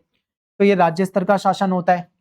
इसमें राज्य की विधानसभा होती है, राज्यपाल होते हैं, वहां के सीएम होते हैं। ठीक है, फिर स्थानीय सरकार, ये अपने स्थानीय क्षेत्र को देखेगी। ठीक है, इसमें जो गांव का क्षेत्र है तो वहां पे ग्राम पंचायत होती है। मान लो शहर का क्षेत्र है तो नगर निगम या नगर पालिका होती है, जो जमीनी लेवल पे काम करते हैं, छोटे मोटे काम, जैसे कोई पुलिया बनानी है, कोई नाली बनानी है, कोई छोटा रोड बनाना है। ठीक है, वहां पे जो प्राथमिक विद्यालय बनाना है, प्राथमिक चिकित्सा केंद्र बनाना है, तो इन सब का काम स्थानीय सरकार करती है। फिर बात करेंगे जमीनी स्तर का लोकतंत्र, यानी बिल्कुल रूट, ग्रास रूट लेवल पे। ठीक है, डेमोक्रेसी जो है, यानी जैसे मान लो एक एग्जांपल है जेठीपुरा ग्राम पंचायत, साबरकांठा, गुजरात। ये गांव के स्तर पे लोकतंत्र के उदाहरण है, यानी गांव के स्तर पे लोकतंत्र, वहां पे भी जो अपनी ग्राम पंचायतें होती हैं। ग्राम पंचायत जो होती है वो क्या करती है? जो ग्राम सभा होती है उसमें सक्रिय जो लोग एक्टिव होते हैं वो उसमें शामिल होते हैं। फिर उसमें क्या होता है, जो बेहतरीन प्रदर्शन करती है उसको नानाजी देशमुख राष्ट्रीय गौरव ग्राम सभा पुरस्कार मिलता है। ठीक है, यानी जो बेहतर काम करती है जो ग्राम पंचायत, उसको अवार्ड भी दिया जाता है। अब जेठीपुरा ने क्या किया? ये जेठीपुरा जो है, यहाँ पे ग्राम सभाओं का प्रभावी संचालन सुनिश्चित किया गया, यानी ग्राम सभा का सही से संचालन हुआ, बैठक हुई, मीटिंग होती थी, डिसीजन लिए जाते थे, उसका रिकॉर्ड रखा जाता था। ठीक है, विशेष ग्राम सभा, यानी आवश्यकता पड़ने पे विशेष ग्राम सभाओं का भी आयोजन कराया जाता था। कोई अर्जेंट मामला है तो फिर सभाएं की जाती थी। वहां पे शिक्षा, स्वच्छता और कल्याण, ठीक है, समय समय पे इसके लिए कार्रवाई की जाती थी। महिलाओं की भागीदारी को प्रोत्साहित किया जाता था, ताकि महिलाएं भी सभा में आयोजित की जाए। ठीक है, महिलाओं को भी वहां पे बुलाया जाए। इसे लोकतांत्रिक क्या बनाता है? तो देखो, सहभागिता, क्योंकि इसमें सब लोग क्या होते हैं, मिलकर आते हैं, बातचीत करते हैं, डिस्कशन करते हैं। इसमें समावेशन होते हैं, चाहे अलग अलग तरह के लोग हैं लेकिन एक साथ समावेशन होता है, चाहे एससी एसटी या महिला कोई भी हो, सबको इसमें भाग लेने के लिए प्रोत्साहित किया जाता है। कोरम यानी गणपूर्ति, तो ग्राम सभा की बैठक होती है, ठीक से काम करने के लिए पर्याप्त सदस्य भी चाहिए, यानी उसमें उपस्थित भी होने चाहिए ताकि डिसीजन सबके सामने हो। ठीक है, फिर जवाबदेही भी होगी, यानी स्थानीय अधिकारियों की जवाबदेही होगी। कोई समस्या है, कोई काम हुआ है तो उसके लिए क्वेश्चन पूछे जा सकते हैं। अब बात करते हैं महिला अनुकूलन पंचायत। तो दक्षिण मनु बांकुल ग्राम पंचायत त्रिपुरा, ये किसी पंचायत का एग्जाम्पल है। तो यहाँ पे लोगों के जीवन, खासकर जो महिला है उनके जीवन को बेहतर बनाने पर ध्यान केंद्रित किया पंचायत ने। निर्णय लेने की प्रक्रिया में महिलाओं की भागीदारी को बढ़ावा दिया, ठीक है, ताकि महिलाएं ज्यादा से ज्यादा डिसीजन में शामिल की जाए। वहां पे जो हेल्थ है, स्वच्छता है और जो आजीविका है, उसके लिए भी इसने पंचायत ने सहायता की। अब बात करते हैं ये महिलाओं को सशक्त कैसे बनाती है ये पंचायतें। तो सामुदायिक जो कार्यक्रम होते हैं उसका आयोजन किया जाता है, महिलाओं को वहां पे बुलाया जाता है। स्वयं सहायता समूह, ठीक है, वहां पे कई सारे ऐसे समूह हैं जो एक दूसरे की सहायता करते हैं, ठीक है, तो वो भी इसमें शामिल होते हैं। फिर स्थानीय निर्णय लेने के लिए महिलाओं की भागीदारी, यानी कोई डिसीजन लेना है अपने गांव के लिए तो महिलाओं से भी डिसीजन लिया जाएगा, उनसे पूछा जाएगा। सरकारी योजना जो है उसको प्रभावी ढंग से लागू करने के लिए महिलाओं को जागरूक बनाया जाएगा। तो ये लोकतंत्र का उदाहरण है कि लोकल से लोकल, क्षेत्रीय से क्षेत्रीय लेवल पे भी लोगों को एकजुट किया जा रहा है। तो सहभागिता यानी महिलाएं मिलकर डिसीजन लेगी। समावेशन, ठीक है, सब साथ में आएंगी और महिलाओं को स्थानीय शासन में महिलाओं की जो आवश्यकता है उसको भी उसमें शामिल किया जाएगा। जवाबदेही यानी पंचायत लोगों के जीवन को प्रभावित करने वाले मुद्दों पे काम करती है। मान्यता यानी महिला अनुकूलन पंचायत के रूप में राष्ट्रीय स्तर पे मान्यता इनको मिलती है। इसके बाद बात करेंगे महिला और लोकतंत्र। तो महिलाएं और मतदान का अधिकार, क्योंकि हमारे देश में महिलाओं को भी वोट देने का अधिकार मिला हुआ है, ठीक है। अन्य देशों की बात करते हैं, यानी भारत के अलावा दूसरे देशों की बात करते हैं। तो अन्य देश में क्या है, महिलाओं को मतदान का अधिकार प्राप्त करने के लिए लंबा और कठिन संघर्ष प्राप्त करना पड़ा, यानी लंबे समय तक महिलाओं को वोट देने का अधिकार नहीं था। ब्रिटेन में महिलाओं को पूर्ण अधिकार जो है वोटिंग का 1928 में मिला। यूएसए में महिलाओं को 1920 में वोटिंग का अधिकार मिला। ये ज्यादातर देश जो थे, अगर इन देशों को देखें तो इसमें ज्यादातर अधिकार जो था वो दशकों के विरोध प्रदर्शन के आंदोलन के बाद मिला, यानी जब लोगों ने लंबे समय तक वहां पे आंदोलन करा तब जाके उनको वोट का अधिकार मिला। लेकिन भारत में ऐसा नहीं है। भारत में शुरुआत से ही सभी को सार्वभौमिक वैश्विक मताधिकार, यानी पुरुष हो चाहे महिला हो, सबको वोट देने का अधिकार था। जब हमारा देश आजाद हुआ था, संविधान लागू हुआ था, पहला चुनाव कराया गया था, उसमें भी क्या था, सभी पुरुष सभी महिलाओं को वोट देने का अधिकार था। हालांकि एक चीज और है, आज के समय में वोट देने की आयु 18 साल है, पर हमारे देश में पहले वोट देने की आयु 21 साल होती थी, यानी 21 साल वाला ही पुरुष महिला वोट दे सकते हैं, 18 साल वाले नहीं दे सकते थे। बाद में इस उम्र को घटा दिया गया था, 21 से 18 कर दिया गया था, ठीक है। फिर भारतीय महिलाओं को मतदान अधिकार पाने के लिए लंबे कानूनी संघर्ष या विरोध प्रदर्शन करने की आवश्यकता नहीं पड़ी, क्योंकि हमारे संविधान ने पहले से ही सबको वोट देने का अधिकार दे दिया था। केवल मतदान का अधिकार समान राजनीतिक भागीदारी सुनिश्चित नहीं करता, और भी बहुत सारे अधिकारों की आवश्यकता महिलाओं को पड़ती है। स्थानीय निकायों में महिलाओं का आरक्षण। तो आर्टिकल 243 डी में प्रत्येक पंचायत में महिलाओं के लिए कम से कम 1/3 सीट, ठीक है, यानी 1/3 सीट जो है उसको आरक्षित किया गया है। 21 राज्यों और 2 केंद्र शासित प्रदेशों ने तो इससे आगे बढ़ के 50% सीटें महिलाओं के लिए आरक्षित कर दी, यानी 50% सीटों पे महिलाएं ही चुनाव लड़ेंगी, ठीक है, महिलाओं के लिए रिजर्व है वो सीट। फिर आर्टिकल 243 टी के तहत देखें, प्रत्येक नगर पालिका जो है, यानी शहरों की जो नगर पालिका है, उसमें जो महिलाएं हैं उनको वोट देने का उनको मतलब चुनाव का अधिकार है। तो 2023 तक 17 राज्यों और 1 केंद्र शासित प्रदेश में इनको 50% तक आरक्षण दे दिया गया, ठीक है, यानी 50% सीट पे महिलाएं ही चुनाव लड़ेंगी, ठीक है। तो ये सारी बातें आपको यहाँ पे मिल जाएंगी। अब बात करेंगे भारतीय लोकतंत्र की चुनौतियां, यानी आखिरी टॉपिक होगा ये आपका, इसके बाद आपका चैप्टर खत्म हो जाएगा। तो जो भारत का लोकतंत्र है, आखिर उसके सामने चुनौतियां क्या हैं? तो हमारे सामने सबसे बड़ी चुनौती है निरक्षरता, क्योंकि लोग ज्यादा पढ़े लिखे नहीं है, गलत सूचना फैल जाती है, असमानता है, यानी निरक्षरता नागरिकों के जो मुद्दे हैं उसको पूरी तरीके से समझने और उसके अधिकारों का उपयोग करने से रोक सकती है। क्योंकि नागरिक जो है अगर वो पढ़े लिखे नहीं है तो वो पूरी तरीके से सारी चीजों को नहीं समझ पाएंगे। कई बार क्या होता है, फेक न्यूज, फर्जी खबरें फैला दी जाती है सोशल मीडिया पे, जो कि आज के समय में बहुत चिंता का विषय है, क्योंकि सोशल मीडिया में कोई उल्टा सीधा लिख के चला जाता है, लोग उसको सच मान लेते हैं, कई बार उसको वायरल कर दिया जाता है और ऐसा लगता है कि भाई ऐसा हुआ है, पर कई बार पता लगता है कि वो फेक न्यूज थी। तो गलत सूचना जो है जनता की राय को प्रभावित कर सकती है, भ्रम पैदा कर सकती है और यहाँ तक कि संघर्ष का कारण भी बन सकती है। गरीबी, क्षेत्रवाद, लैंगिक असमानता और सामाजिक भेदभाव जो है समान भागीदारी में बाधा उत्पन्न कर सकते हैं। आपको पता है कई बार क्या होता है, जो फेक न्यूज होती है वो समस्या क्रिएट कर देती है, लोगों में भ्रम पैदा कर देती है, कई बार फेक न्यूज के चक्कर में लोग आपस में लड़ जाते हैं, ठीक है। तो बहुत तरह की समस्या जो है वो आती है। इसके बाद बात करते हैं आपातकाल यानी कि इमरजेंसी। आपको पता है हमारे देश में 1975 में इमरजेंसी लगा दी गई थी, तो क्यों लगाई गई थी? उस समय में बेरोजगारी देश में बहुत बढ़ रही थी, महंगाई थी, सरकार का शासन अच्छा नहीं था, तो ये सब आरोप लगाए जा रहे थे, जिसके कारण जनता जो थी वो प्रोटेस्ट करने लगी, यानी विरोध प्रदर्शन करने लगी। तो जून 1975 में क्या होता है, आंतरिक अशांति के आधार पे, यानी देश में अंदरूनी गड़बड़ी के आधार बना के इमरजेंसी लगा दी गई थी। उसमें क्या था, उस समय में इंदिरा गांधी जो थी वो प्राइम मिनिस्टर थी, उन्होंने इमरजेंसी लगाई थी। और उस समय में जो समाजवादी नेता हैं जयप्रकाश नारायण, जिनको जेपी नारायण कहा जाता है, उन्होंने लोगों को एकजुट करा और सारी विपक्षी पार्टियां एक साथ आ गई सरकार के खिलाफ। उन्होंने क्या करा, इन्होंने आंदोलन करा, इन्होंने इंदिरा गांधी से इस्तीफा मांगना शुरू कर दिया। तो ज्यादातर जो मौलिक अधिकार थे उस समय में निलंबित कर दिए गए थे। प्रेस पे बैन लगा दिया गया था कि कोई प्रेस सरकार के खिलाफ नहीं छाप सकती। सारे विपक्षी नेताओं को गिरफ्तार कर लिया गया था, 676 के करीब नेताओं को गिरफ्तार किया गया। जेपी नारायण जो थे, जिनको लोकनायक भी कहा जाता है, इनके जो जन आंदोलन थे उसमें स्टूडेंट और जो नागरिक थे वो लाखों की संख्या में एकजुट हुए। दिल्ली की रामलीला मैदान में इन्होंने क्या करा, बहुत बड़ी रैली करी थी, जिसमें लाखों की संख्या में लोग आए थे। आज तक दिल्ली में कभी भी इतनी भीड़ नहीं आई थी। फिर इमरजेंसी समाप्त हुई, लोकतंत्र की ताकत की परीक्षा हुई, यानी 1977 में आपातकाल हटा लिया गया और चुनाव हुए, इलेक्शन हुए। लोगों ने एक बार फिर मतदान किया और मतदान के माध्यम से अपनी इच्छा को खुलकर व्यक्त करा, और इंदिरा गांधी जिसने लोकतंत्र लगाया था उनकी सरकार को, ठीक है, हटा दिया। सत्ताधारी सरकार की हार, यानी जो कांग्रेस की सरकार थी उसकी हार हुई और भारतीय लोकतंत्र की जो ताकत है वो सामने आई और इन्होंने एक नई पार्टी यानी जनता पार्टी को जिता दिया। इसने संवैधानिक सुरक्षा उपाय, नागरिक स्वतंत्रता और सक्रिय नागरिक भागीदारी का जो महत्व था उसको उजागर किया।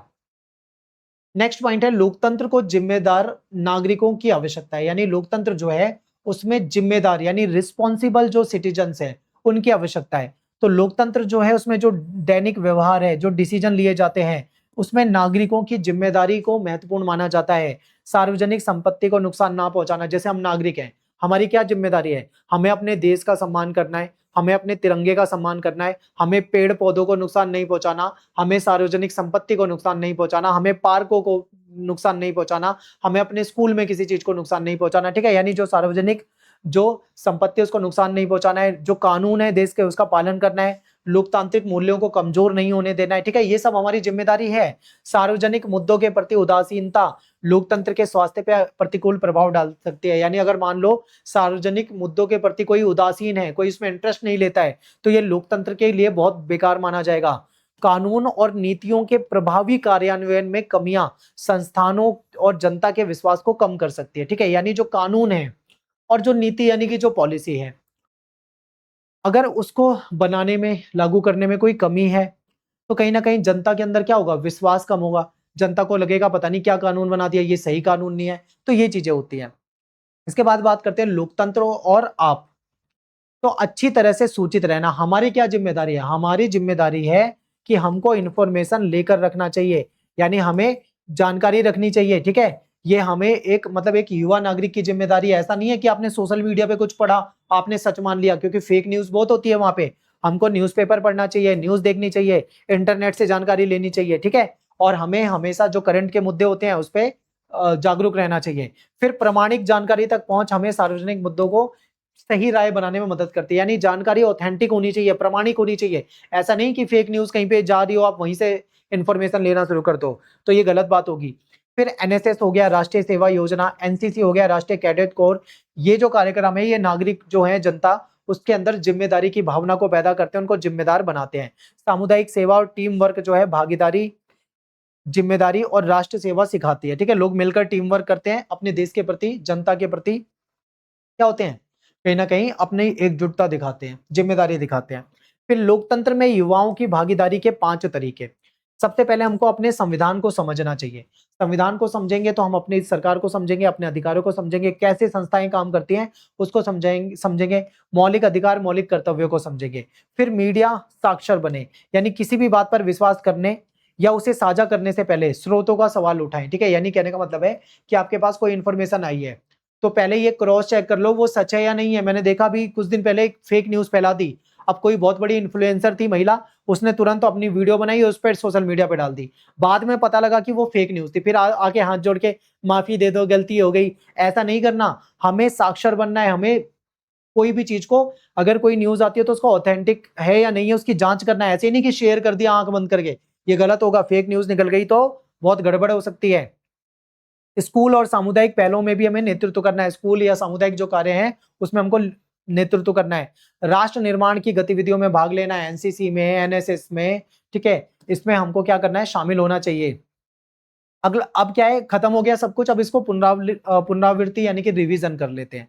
तो देखो लोकतंत्र क्या है, तो ये संस्था, नियम और प्रक्रिया के माध्यम से एक शासन व्यवस्था है, ठीक है, इस वो जो कि हम चुनाव करके अपने नेताओं को भेजते हैं। फिर भारतीय लोकतंत्र क्या है, हमारे यहाँ पे सभा और समिति होती थी एक जमाने में। फिर हमारे यहाँ पे देश आजाद हुआ, संविधान आया, संविधान के तहत हमारे यहाँ पे लोकतांत्रिक व्यवस्था है। विश्व में लोकतंत्र, तो अलग अलग देशों में अलग अलग तरह की लोकतांत्रिक प्रणालियां होती हैं, ठीक है। नागरिक और लोकतंत्र, तो यहाँ पे जागरूक नागरिक बनना चाहिए, जिम्मेदार मीडिया का उपयोग करना चाहिए, फेक न्यूज से बचना चाहिए, किसी भी न्यूज को शेयर से करने से पहले हमको सोचना चाहिए, ठीक है। तो यहाँ पे अपना ये चैप्टर खत्म हो जाता है। आई होप आपको बहुत अच्छे से समझ में आया होगा। अगर आपको जरा भी डाउट है तो वीडियो को 2 बार देखो, 3 बार देखो, अच्छे से सारी चीजों को आपको समझना है, ठीक है। वीडियो को लाइक कर दें, कमेंट कर दें, शेयर कर दें और मिलते हैं आपसे नेक्स्ट वीडियो में। Thanks for watching. जय हिंद, जय भारत, ऑल द बेस्ट।